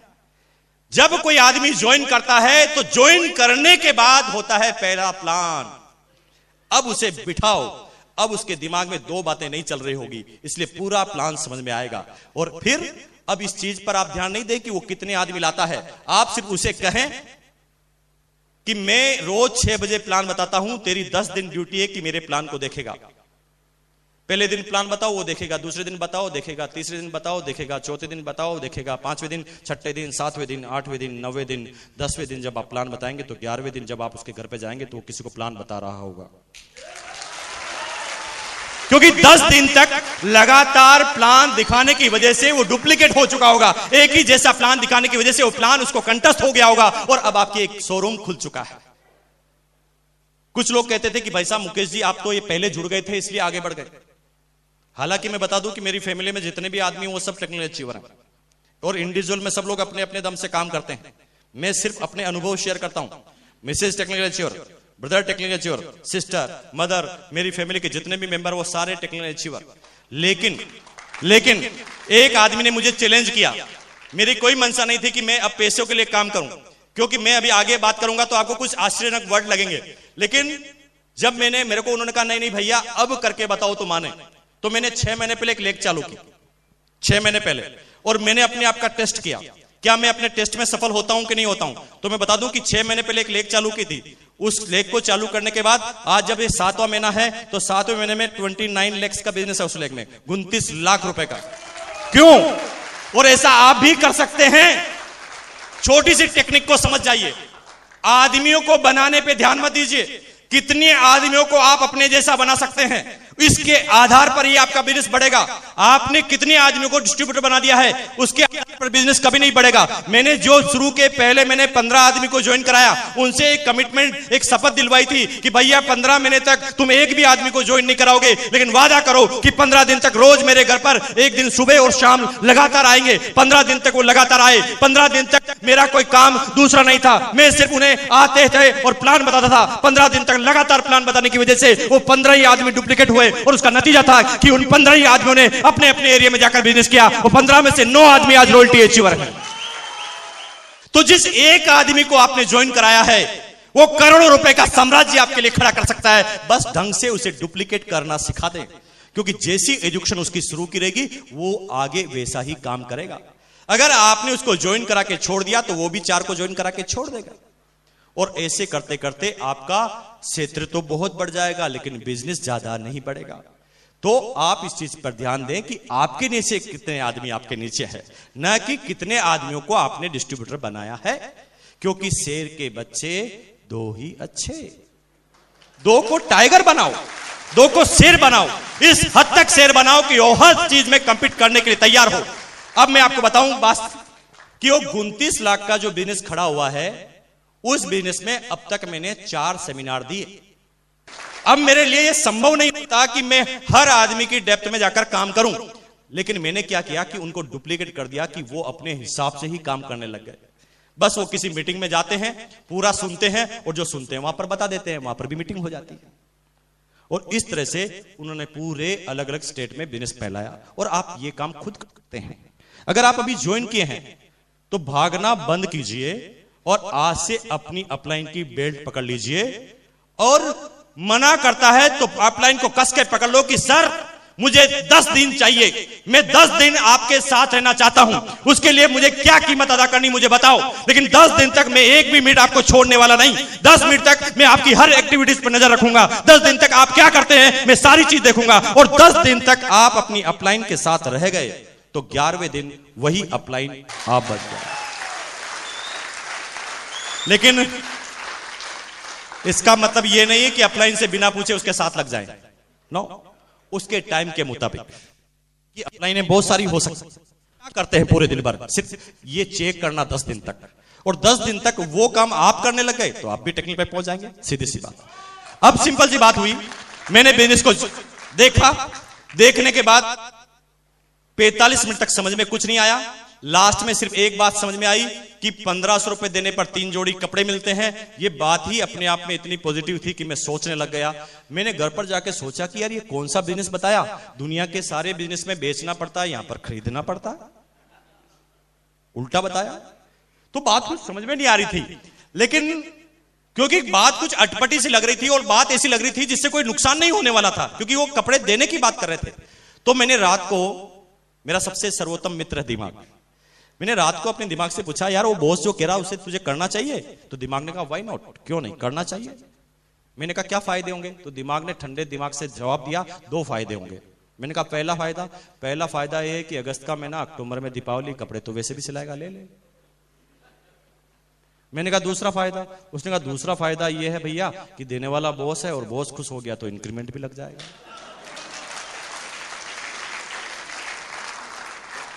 कुछ समझ में नहीं आया, बस ये 2 बातें समझ में आई, ज्वाइन कर लिया।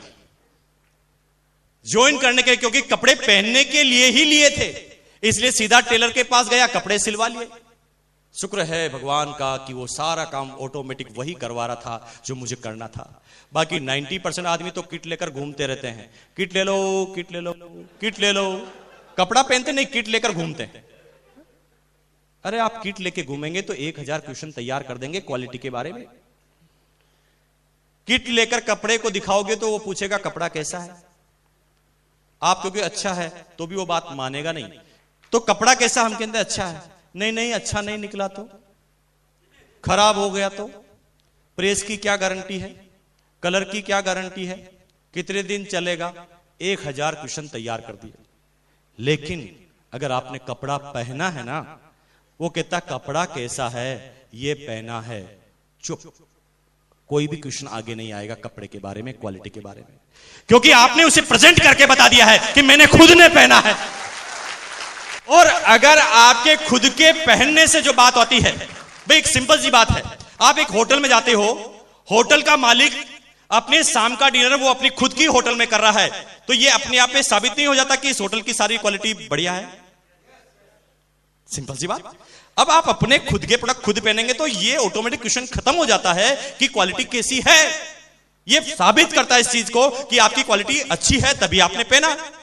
तो कपड़ा मैंने पहनाया, सिला लिया, पहन लिया, और पहनने के बाद मैं अपने 2 दोस्तों के पास गया। बिजनेस करने का कोई मूड नहीं था, 2 दोस्तों के पास गया, उन्हें पता नहीं था कि बिजनेस है, इसलिए उन्होंने कपड़े को देखा, उनका यूं यूं किया। मैं कंफ्यूज हो गया कि यूं यूं करने से होता क्या। हिंदुस्तान में 90% आदमी की प्रॉब्लम है। हिंदुस्तान में जलेबी वाले से भी पूछो ना कपड़ा कैसा है, तो वो भी अंदर हाथ डाल देता है और यूं यूं करता है। मैं अभी तक भी कंफ्यूज हूं कि ये करने से होता क्या है।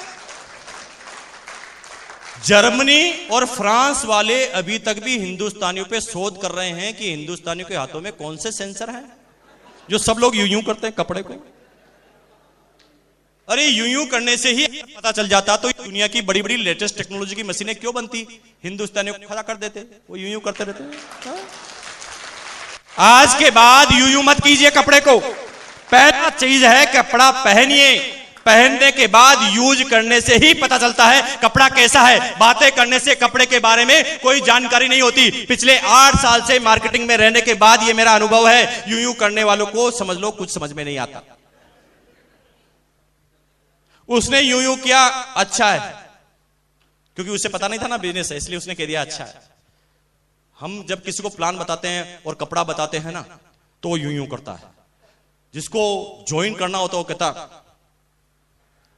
और जिसको टालना होता है वो कहता बताओ कपड़ा, मजा नहीं आया।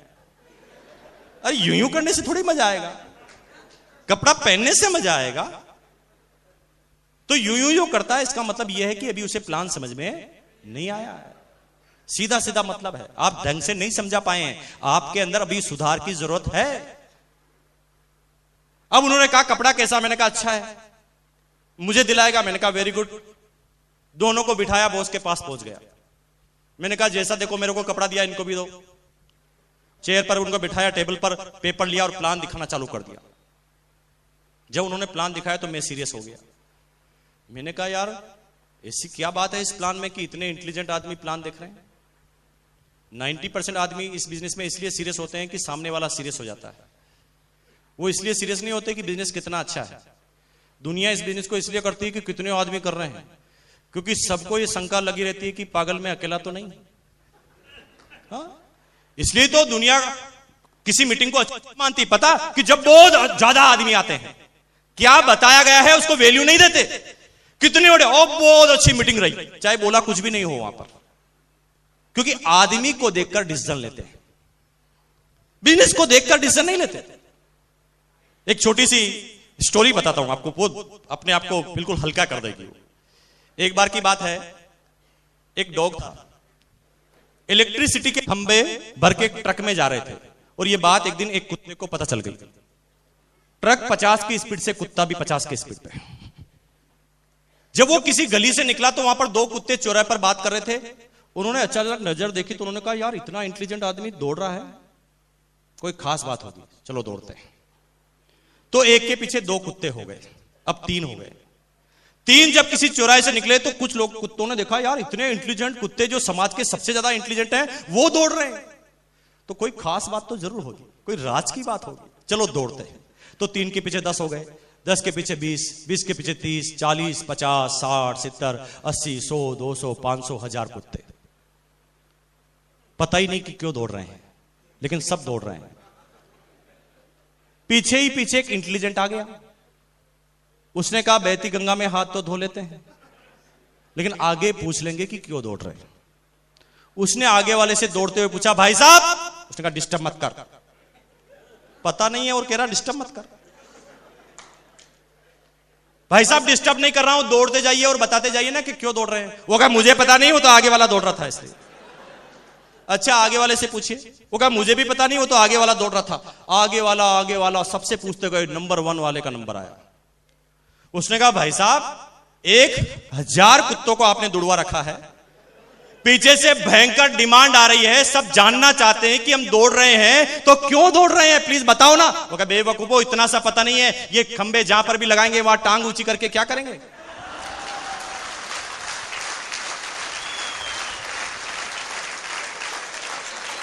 सब दौड़ रहे हैं, बिना मकसद के दौड़ रहे हैं। अब 2 आदमी जब सीरियस हुए तो मैं वहां पर सीरियस हुआ। मुझे लगा यार कोई ना कोई खास बात तो होगी। पहली बार प्लान देखा, और कहते हैं ना कि हिंदुस्तान में जब भी कोई पॉजिटिव काम होता है तो शंका पहले हो जाती है। होता कि नहीं होता आपके यहां पर? पॉजिटिव काम में शंका होती ना घर पे। अगर एग्जाम्पल क्रिएट करना है तो घर पे जाते ही अपनी पत्नी को बोलना आई लव यू, आपके ऊपर शंका हो जाएगी। वो सोचेंगे कि कहां गए थे आज, पूरी इंक्वायरी करो। हाँ? क्योंकि बात चाहे जितनी भी पॉजिटिव हो, जितनी ज्यादा पॉजिटिव होगी उतनी ज्यादा शंकाएं। अब जब वो 2 आदमी सीरियस हुए तो मैं पहली बार प्लान के लिए उनके पास बैठा, और जिंदगी में अब मैं पहली बार प्लान देखने लगा। क्योंकि अब ये मैं नहीं सोच रहा था कि फंसाएगा। Yes you got me. अब मेरी बात समझ रहे हैं आप? क्योंकि मैं फंस चुका था। अब मैं प्लान को ढंग से देख रहा था। मैंने कहा अब कि क्या खास बात बता रहे हैं, देखते हैं। और पहली बार जब मैंने ढंग से प्लान देखा तो देखते ही पता चल गया कि मुकेश कोठारी ये एकमात्र ऐसा बिजनेस है जो तेरे लिए बना है। क्योंकि तेरे पास पैसा भी नहीं है और ये बिजनेस बिना पैसों का होता है। तेरे पास टाइम भी नहीं है और इस बिजनेस में टाइम आता है। तेरे पास सिक्योरिटी भी नहीं है और इस बिजनेस में सिक्योरिटी आती है। और ये तीनों काम तेरे के पास इस बिजनेस से आते हैं, इसलिए तुझे इस बिजनेस को करना चाहिए। और ये पहला दिन इस बिजनेस को ज्वाइन करने का। काम करना चालू किया। पहले दिन से काम करना चालू किया। पहले मैंने काम किया, अजीबोगरीब घटना हुई जो सबके साथ होती है। पहले मेरे पास 244 रुपए का स्टेटमेंट आया और डाउनलाइन में 512 के 2 चेक आए। कभी कभी आपके यहां पर होता है कि अपलाइन का चेक कम, डाउनलाइन का ज्यादा। कितने आदमियों के साथ हुआ? हाथ खड़ा कीजिए। चिंता मत करो, आप मेरी कैटेगरी के आदमी हैं, आप भी यहां तक आ जाएंगे। समझ में नहीं आई कि ये बिजनेस किस तरह का है। अपलाइन के साथ काउंसलिंग की, अपलाइन ने बात समझाई और 1 साल टिके रहने की सिस्टम के अंदर मुझे राय दी गई कि 1 साल तक लग जाइए, टिक जाइए, सीख जाइए। और शुरुआती 1 साल में इस बिजनेस में लगा रहा, हर कंडीशन में। शुरुआती 1 साल जो आज आपके साथ है ना, वो हमारे साथ नहीं था। आई फील ज्वेलसी, क्योंकि आज आपको इस बिजनेस का हाईवे तैयार मिला है।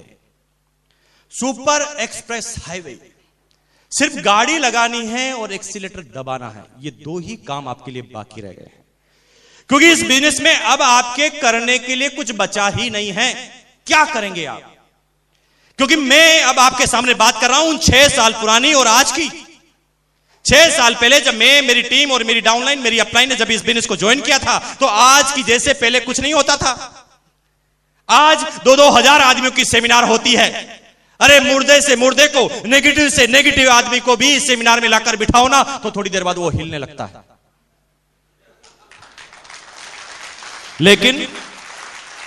लेकिन जब मैंने इस बिजनेस को ज्वाइन किया था उस समय ऐसी कोई सेमिनार नहीं होती थी। आज आपके पास जब ज्वाइन करते हैं उसी समय 275 प्रोडक्ट्स। जब हमने ज्वाइन किया था तो एक प्रोडक्ट था शूटिंग।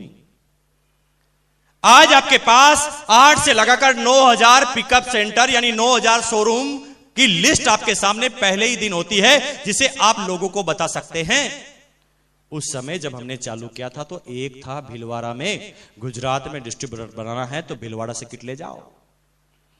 आज आपके पास पिछले कंपनी के 6 सालों का इतिहास है।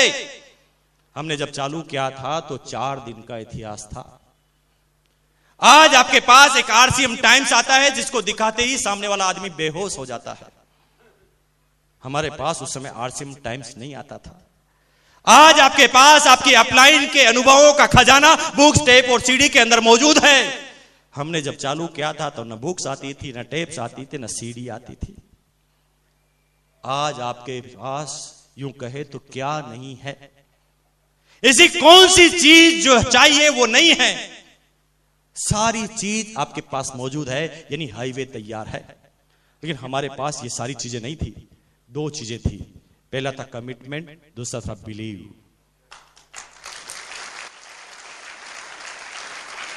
कुछ समय तक अपलाइन के साथ लगे रहने से बिलीव पैदा हुआ और धीरे धीरे बिलीव के साथ कमिटमेंट पैदा हुआ।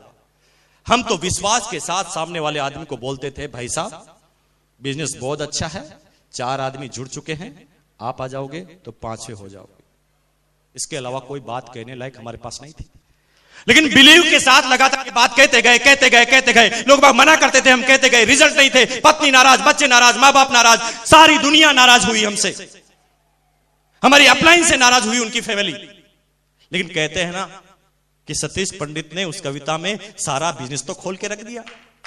सारा बिजनेस उन्होंने लिखा है, इश्क मांगे कदम कदम कुर्बानियां, कुछ देर के लिए कुछ लज्जतें कुर्बान कर आराम कर। इश्क मांगे कदम कदम कुर्बानियां। जब नए काम की शुरुआत आप करेंगे तो आपको कुर्बानियां देनी पड़ेगी, कीमतें अदा करनी पड़ेगी।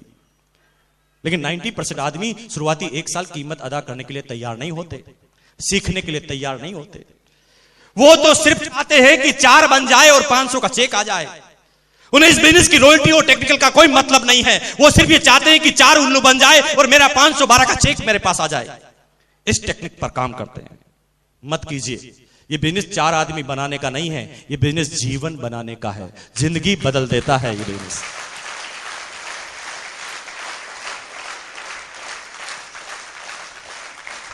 लेकिन शुरुआती 1 साल आपको कीमतें अदा करनी पड़ेगी। आज जो आप 10,000 और 20,000 रुपए पर मंथ कमाते हैं ना, तो मैं आपको बता दूं, आपको याद दिला दूं कि 15 साल तो आपने पढ़ाई की है, एजुकेशन ली है, आपने फीस भरी है, स्कूल में गए हैं, कॉलेज में गए हैं, किताबें खरीदी है, उसके बाद आपने ट्यूशन फीस दी है और सारी कीमतें अदा करने के बाद आज 10,000 और 15,000 के आदमी आप बने हैं। लेकिन वहां पर 15 साल की एजुकेशन आपने ली है, 15 साल आपने कीमतें अदा की है। लेकिन ये ऐसा बिजनेस है जो सिर्फ 1 साल कीमत मांगता है। 1 साल तक रेगुलर मीटिंग में आना, इस क्लासों में आना, सीखना। 1 साल तक लगातार किताबें, टेप्स, बुक्स। 1 साल तक लगातार अपलाइन काउंसलिंग। इन तीनों चीजों को मिलाते हैं तो बनता है सिस्टम। और जब 1 साल के साथ हम सिस्टम में लग जाते हैं तो 1 साल जब हम कीमतें चुकाते हैं, कीमतें कौन सी? कीमतें बहुत सारी। हमारे घर में हम एडजस्टमेंट करते हैं। 100 रुपए हमारे बजट से निकालकर हम सेमिनार और टेप पे खर्च करते हैं, पहली कीमत। दूसरी कीमत, हमारे घर पर साला आता है और हमें मीटिंग में आना पड़ता है, दूसरी कीमत। हमारे रिश्तेदार के घर में शादी है और हमें फंक्शन अटेंड करना पड़ता हो, तीसरी कीमत। 1 साल तक वो कीमतें चुका देते हैं तो 1 साल बाद ये बिजनेस चाइनीज बम्बू की तरफ बढ़ता है।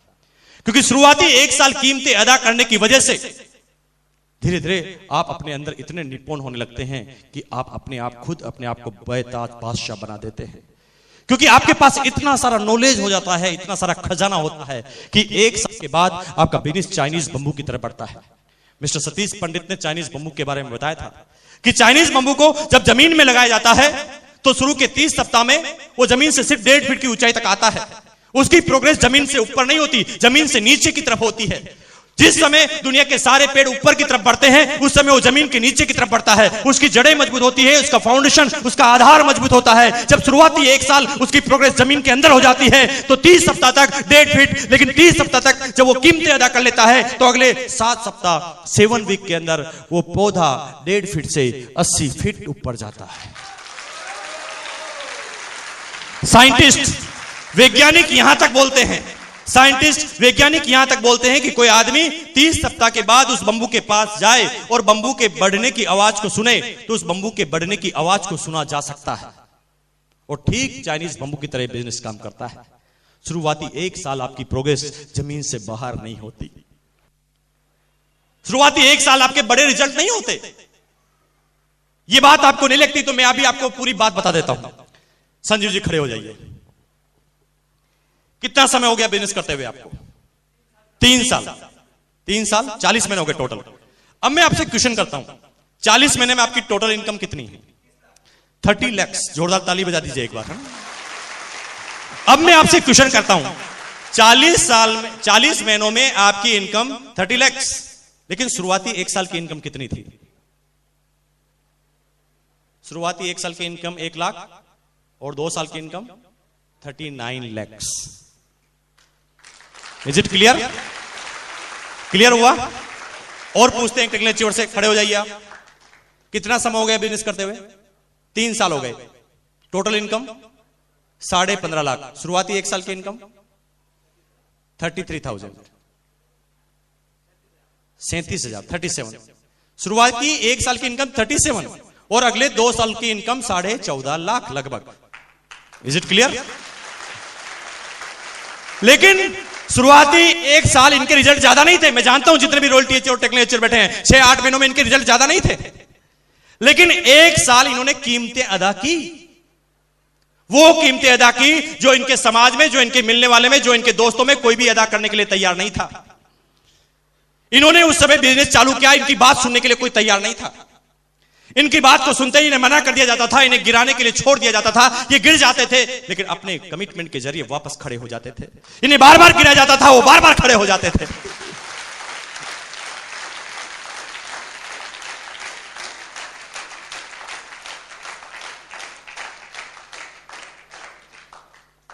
गोता सिंधु में गोताखोर लगाता है, जा जाकर खाली हाथ लौट आता है।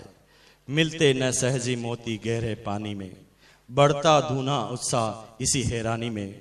मुट्ठी उसकी खाली हर बार नहीं होती कोशिश करने वालों की। शुरुआती 1 साल कमिटमेंट के साथ, और 1 साल जब कमिटमेंट के साथ बिता देते हैं तो ये बिजनेस कैसे बनता है पता है? 2 तरीके इस बिजनेस में, तीसरा कोई तरीका नहीं।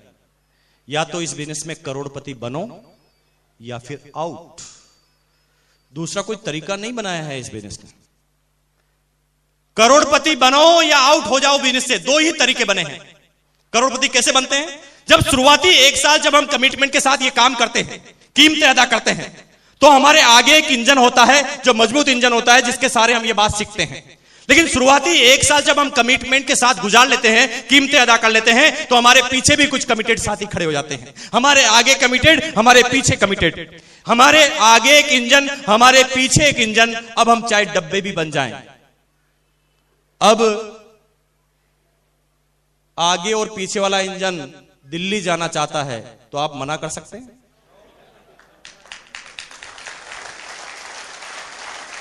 अब आगे वाला इंजन और पीछे वाला इंजन टेक्निकल पर जाना चाहते हैं तो आप कहेंगे नहीं नहीं मैं नहीं जाऊंगा। जाना पड़ेगा, क्योंकि आप सिस्टम में आ गए हैं। अब आपके पीछे से भी फोर्स है, अब आगे से भी फोर्स है, और शुरुआती 1 साल इसी तरह से आपको कमिटमेंट के साथ सिस्टम से लगा रहना पड़ता है। तो अब आप चाहते हैं कि आपके नीचे कमिटेड आदमी तैयार हो? चाहते हैं? चाहते हैं? तो आज के बाद इस जबान का इस्तेमाल मत करना। कैसे?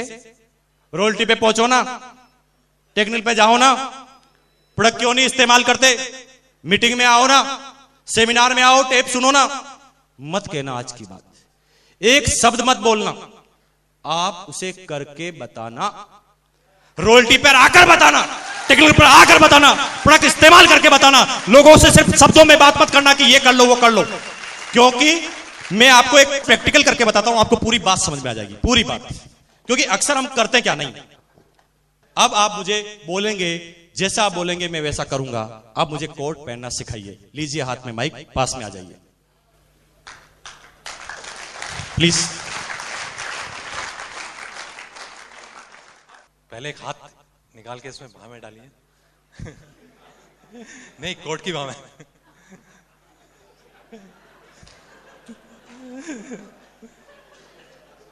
सीधा हाथ सीधी बाह में।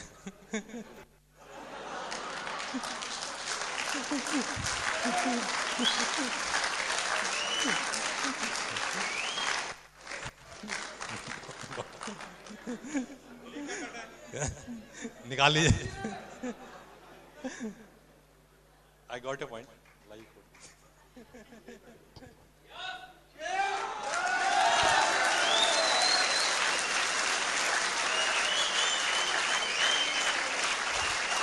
Thank you. यही सिंपल तरीका है एजुकेटेड करने का। अब इसे समझ जाइए कि महात्मा गांधी ने चरखा चलाया, पहले खुद ने क्यों चलाया? क्या वो ये नहीं कह सकते थे कि भाई तुम चरखा चलाना, मैं जब तक लंच करके आता हूं? सबसे पहले उन्होंने करके दिखाया। और जब तक कोई काम आप करके नहीं बता सकते तब तक बोलना मत। आप किसी को बोलते हैं कि भाई तुम्हें आदमी नहीं मिलते क्या? ट्रेन में आदमी नहीं है क्या? बस में आदमी नहीं है? लेकिन जब वो आपकी डाउनलाइन आपके साथ ट्रेन में सफर कर रही है तब आपने किसी से बात ही नहीं की। कहां प्रैक्टिकल है? अब आपकी डाउनलाइन आपके साथ है तो बात करके बताइए कि ट्रेन में किस तरह से बात की जाती है। आपकी डाउनलाइन ऑटोमेटिक सीखेगी क्योंकि आप करके बता रहे हैं। बोलिए मत, शब्दों से मत बोलिए। ट्रेन में बैठे हैं, क्यूरियोसिटी पैदा कीजिए, सामने वाले से मुस्कुराइए, नमस्कार कीजिए। वो क्या कहेगा? नहीं मुस्कुराऊंगा। वो भी मुस्कुराएगा। थोड़ी देर पूछिए और आपका नाम क्या है? वो नाम बताएगा। वो सभ्य आदमी थोड़ी देर बाद आपका नाम नहीं पूछेगा। यस और नो? क्या आपके यहां पर ऐसा नहीं होता? ऐसा ही होता है। थोड़ी देर बाद बातें कीजिए, वाह क्या मौसम सुहाना है, कुछ भी बात कीजिए और थोड़ी देर बाद पूछ लीजिए कि आप क्या करते हैं। वो बताएगा मैं रिटायर्ड हूं, तो बताइए। थोड़ी देर बाद वो नहीं पूछेगा आप क्या करते हैं? आओ बताता हूं क्या करते हैं।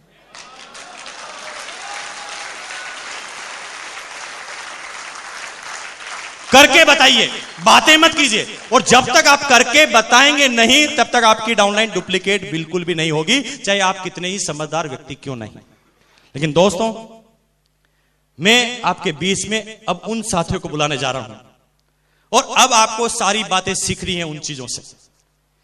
क्योंकि इस बिजनेस को जब मैंने चालू किया तो शुरुआती एक साल की मेरी टोटल इनकम थी 60,000, 60,000 रुपए की।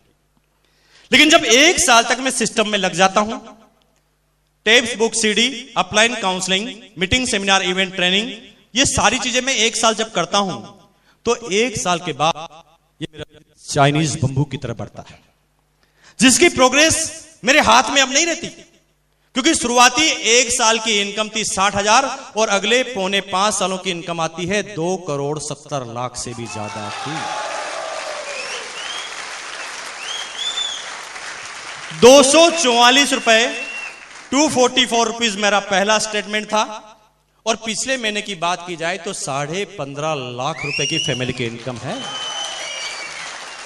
अगर इंडिविजुअल चेक की बात की जाए तो 10,22,000 का मेरा इंडिविजुअल चेक है। पैराबल ऑफ पाइपलाइन की एक छोटी सी स्टोरी, बात आज के 400 साल पुरानी है। 2 बच्चे किसी स्टेट में रहते थे, काम की तलाश में थे। गांव के प्रमुख के पास गए और काम मांगा। गांव के प्रमुख ने उन्हें काम दे दिया। क्या काम था? 5 किलोमीटर दूर एक मीठे पानी की झील से पानी लाने का काम। 5 किलोमीटर दूर एक मीठे पानी की जो झील थी, झील से पानी लाने का काम उन्हें मिल गया। वो झील जो अपने इतिहास में कभी भी सूखी नहीं थी। दोनों बच्चों को काम मिला, दोनों खुश हो गए। काम के लिए जाने लगे, बाल्टी को हाथ में लिया, पानी भर के लाने लगे। हर बाल्टी पर उन्हें सेंट मिलने वाले थे। दोनों बच्चों पानी लेने के लिए जा रहे थे, उसमें से दूसरा बच्चा थोड़ी देर के लिए रुक गया। तो पहले वाले ने कहा, भैया क्या इंतजार कर रहा है? इतनी मुश्किल से काम मिला है, पैसे कमाने हैं, पेट भरना है, अपना जीवन यापन करना है, चिंता मत कर, चल काम चालू कर, पैसा कमाते हैं। लेकिन दूसरा वाला बच्चा कहने लगा कि भैया बात एकदम सही है, पैसा तो मुझे कमाना है क्योंकि पेट के लिए जरूरी है। लेकिन दोस्त मेरी बात थोड़ा सुनो, क्या जो इस पानी को हम लेने जा रहे हैं, क्या जो ट्रेडिशनल काम हम करने जा रहे हैं, क्या जो हम पैसे कमाने जा रहे हैं, उससे क्या हमारे सारे सपने पूरे हो जाएंगे? क्या हमारे दादाजी पिताजी ने जिसने ये काम किया था उनके सपने पूरे हो गए थे? चलो पानी तो लाते हैं क्योंकि पेट भरना जरूरी है, लेकिन पानी लाने के साथ कुछ घंटे एक ऐसा भी काम करते हैं जो जीवन में हमारे दादाजी पिताजी ने और दुनिया के किसी आदमी ने नहीं किया, हम उस काम की शुरुआत करते हैं। तो पहले बच्चे ने कहा कौन सा काम? उसने कहा चलो रोज 10 घंटे पाइपलाइन, रोज 10 घंटे पानी लाएंगे और 2 घंटा हम 5 किलोमीटर दूर एक जो मीठे पानी की झील है उससे गांव तक एक पाइपलाइन बिछा देंगे कि पानी ऑटोमेटिक ही आए। बात 400 साल पुरानी है। 400 साल पहले किसी ने पाइपलाइन के बारे में सोचा तक नहीं था। कोई आदमी ये समझता नहीं था कि पाइपलाइन से भी क्या इस तरह का काम हो सकता है। लोगों ने उसकी इंसल्ट बनाना चालू की। लोगों ने कहा दिमाग खराब है तेरा, पाइपलाइन बनाएगा। तेरे दादाजी ने भी बनाई पाइपलाइन कभी?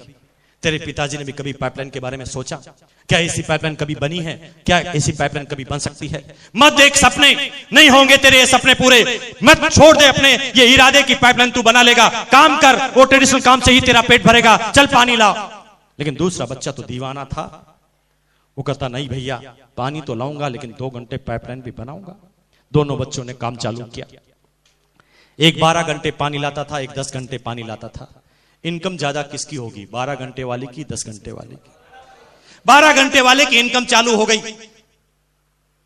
वो 10 घंटे का काम का जो पैसा आता था वो अपने जीवन में लगाता था, और 2 घंटे का जो पैसा आता था उसको बचत करता था। धीरे धीरे उसके पास ज्यादा पैसे आने लगा, तो पैसे आने के बाद वो जिम्मेदार नागरिक बन गया आपकी और मेरी तरह। धीरे धीरे उसने अपनी शादी कर ली, उसके बच्चे हो गए, उसने एक मकान खरीद लिया, उसने एक साइकिल खरीद ली, और जीवन में जो आप करते हैं वो सब उसने भी कर लिया। लेकिन 5 साल के बाद भी उसके पैसे कमाने की तृष्णा खत्म नहीं हुई। 5 साल के बाद जब उसके पास सब कुछ हो गया तो भी वो चाहता था कि और पैसा कमाए। क्या ट्रेडिशनल मार्केट वाले ऐसा नहीं चाहते? चाहते हैं। वो चाहते थे कि और पैसा कमाए, तो और पैसा कमाने के लिए ज्यादा काम करना पड़ेगा। पहले वो 12 घंटे पानी लाते थे, अब 14 घंटे पानी लाने लगे। 14 घंटे पानी लाने के साथ ही पैसों की आमदनी उसकी बढ़ गई। लेकिन 14 घंटे पानी लाते ही उल्टा रिएक्शन चालू हुआ, क्योंकि उसने ज्यादा काम उस समय करना चालू कर दिया जब उसके शरीर की एफिशिएंसी कम हो गई थी। तो ऐसा उल्टा काम करने की वजह से 5 साल के बाद गाड़ी उल्टी चालू हो गई। 5 साल के बाद उसका स्वभाव चिड़चिड़ा हो गया, क्योंकि वर्क का लोड बहुत ज्यादा हो गया। क्या ट्रेडिशनल मार्केट वालों को ऐसा लोड नहीं होता? 5 साल के बाद वो टेंशन में रहने लगा, क्योंकि वर्क लोड बढ़ गया था। 5 साल के बाद उसकी कमर अब थोड़ी झुकने लगी थी। 5 साल के बाद अब उसके नजरों का चश्मा लगने लगा। 5 साल के बाद उसके सफेद कलर के बाल आने लगे। 5 साल के बाद वो एकदम मुरझा हुआ आदमी नजर आने लगा। 5 साल के बाद यूं कहे तो कहानी उल्टी जाने लगी, और मेडिकल के बिल भी आने लगे, क्योंकि काम ज्यादा करता था तो दवाई खाना भी जरूरी था। ज्यादा काम की वजह से अब वो उल्टी कहानी चालू किया। लेकिन तब तक जो दूसरा बच्चा था, 5 साल के बाद लगातार 2 घंटे पाइपलाइन खोदने की वजह से उसके पास मकान, गाड़ी तो नहीं आई थी, साइकिल तो नहीं आई थी, लेकिन 5 साल के बाद एक आश्चर्य हुआ कि 5 साल के बाद उसकी पाइपलाइन कंप्लीट हो गई। जब पाइपलाइन कंप्लीट हो गई तो गांव में ऑटोमेटिक ही पानी आने लगा, सीधा पानी। कहते हैं ना कि पॉजिटिव बात पर विश्वास नहीं होता, शंका होती। 3 दिन तक गांव वालों को विश्वास नहीं हुआ। उन्होंने कहा कोई भूत आत्मा का खेल है, ऐसा पानी कभी नहीं आ सकता। लेकिन 3 दिन बाद भी जब लगातार पानी आने लगा तो धीरे धीरे गांव वालों को विश्वास हुआ। गांव वालों को विश्वास हुआ कि ये तो पानी का परमानेंट सोर्स है। गांव वालों ने पानी लेकर चेक किया तो उन्होंने कहा कि यस, वास्तव में ये ओरिजिनल पानी ही है। धीरे धीरे गांव वाले उस पहले वाले बच्चे के पास गए और कहा कि भैया अब हम तेरे से कल से पानी नहीं लेंगे, क्योंकि तू तो बड़ा टाइम लगाता है। हम तो सीधा ही कनेक्शन लेंगे, पानी सीधा गांव में आता है। अब दूसरे वाले बच्चे का पानी बिकने लगा, दूसरे वाले बच्चे का पानी बिकने लगा। लेकिन 5 साल उसने काम कर लिया, इसलिए अब उसके पास काम कुछ था ही नहीं। सुबह 8 बजे वो गांव के चौराहे पर आता, अपनी पाइपलाइन को पकड़ के खड़ा हो जाता। लोग बाग आते, पानी भर जाते, सिक्के डालकर चले जाते। कोई काम नहीं, पूरे दिन भर सुबह से शाम तक पानी की पाइपलाइन को पकड़ के रखना, लोग बाग पानी भर के सिक्के डाल के चले जाना। ये काम जब 6 महीने तक हुआ तो 6 महीने के अंदर ही वो उस गांव का सबसे अमीर व्यक्ति बन गया, सिर्फ पानी के दम पर। 2 साल के बाद वो पूरे स्टेट का सबसे अमीर व्यक्ति बन गया पानी के दम पर। फिर वो इतना बड़ा कॉन्ट्रैक्टर बन गया कि दूसरे गांव के आदमी भी उसे बुलाने लगे और कहने लगे कि हमारे गांव में भी आओ और पाइपलाइन बिछाओ। पाइपलाइन के दम पर वो दुनिया के सबसे अमीर व्यक्तियों की लिस्ट में शामिल हो गया। और फिर एक किताब लिखी गई, द पैराबल ऑफ पाइपलाइन। मैं आज सब एजुकेटेड सभ्य आदमियों से एक क्वेश्चन करना चाह रहा हूं, क्या हम भी कहीं वो बाल्टी से पानी लाने वाला काम तो नहीं कर रहे हैं? और अगर बाल्टी से पानी लाने वाला काम अगर हम कर रहे हैं तो आई एम सॉरी टू से कि जिस तरह से हमारे दादाजी के सपने पूरे नहीं हुए, हमारे पिताजी के सपने पूरे नहीं हुए, उस तरह हमारे भी सपने पूरे नहीं होंगे और हम भी अपने सपनों को दफनाकर, अपने सपनों को, अपने बच्चों को ट्रांसफर करके इस दुनिया से आउट हो जाएंगे। लेकिन आज मैं आपको यहां पर राय देने के लिए नहीं आया हूं कि आप सारे काम छोड़कर पाइपलाइन बनाना चालू कर देना। नो, मैं आपको एक इंटेलिजेंट भरी सलाह देने आया हूं कि अगर आप 8 घंटे 10 घंटे एक ट्रेडिशनल काम को करते हैं तो 2 घंटे परमानेंट काम कीजिए, पाइपलाइन बिछाने वाला काम भी कीजिए।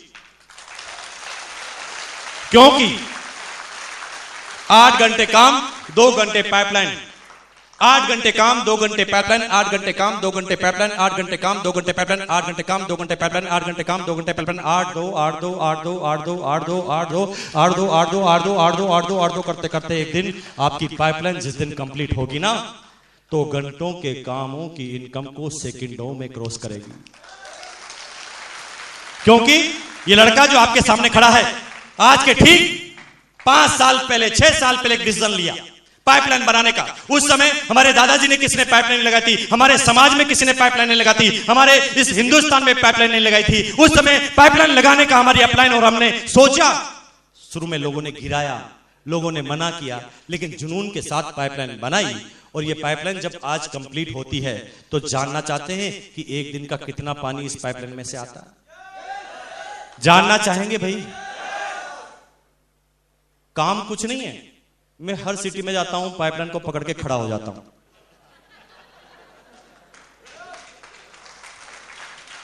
₹50,000 पर डे का पानी आता है। ₹50,000 पर डे का पानी आता है और 50 से ये 51,000 कब हो जाता है बताऊं? जब पीछे एक टेक्नोलॉजी और आ जाता है। वो अपने पानी की साइज को तेज करने के लिए अपने हॉर्स पावर बढ़ाता है। जो ही वो अपने इंजन को तेज करता है, मेरा यहां पर 51, 52, 53, 54, 55, 56। काम कुछ नहीं है मेरे पास, काम कर लिया, वो कुर्बानियां दे दी। मुझे पता है कि जब उन दोस्तों की शादी में मैं नहीं जा पाता था, जब मेरी एनिवर्सरी में नहीं जाता था, मेरे दोस्त मेरे से 2-2 साल तक नाराज होते थे। जब मैं अपने रिश्तेदार की शादी में नहीं जाता था, वो मेरे से बात नहीं करते थे। लेकिन वो सारी जो कुर्बानियां देने की वजह से, जो पहले वो नाराज थे, उनको सबको मैंने मना लिया है। क्योंकि पहले जब मैं उनकी शादी में, उनकी एनिवर्सरी में जाता था तो ₹51 देने की भी औकात नहीं थी मेरी, और अब जाता हूं तो ₹11,000 का गिफ्ट चेक लेकर जाता हूं, क्योंकि शुरुआती कुर्बानियां दे दी। आप दे सकते हैं कुर्बानी? आवाज नहीं निकलती कुर्बानी के लिए। दे सकते हैं कुर्बानी? वो 5 क्वालिटी आपके अंदर है। बजा सकते हैं सीटी अपनी कुर्बानी के लिए? बजा सकते हैं ताली अपनी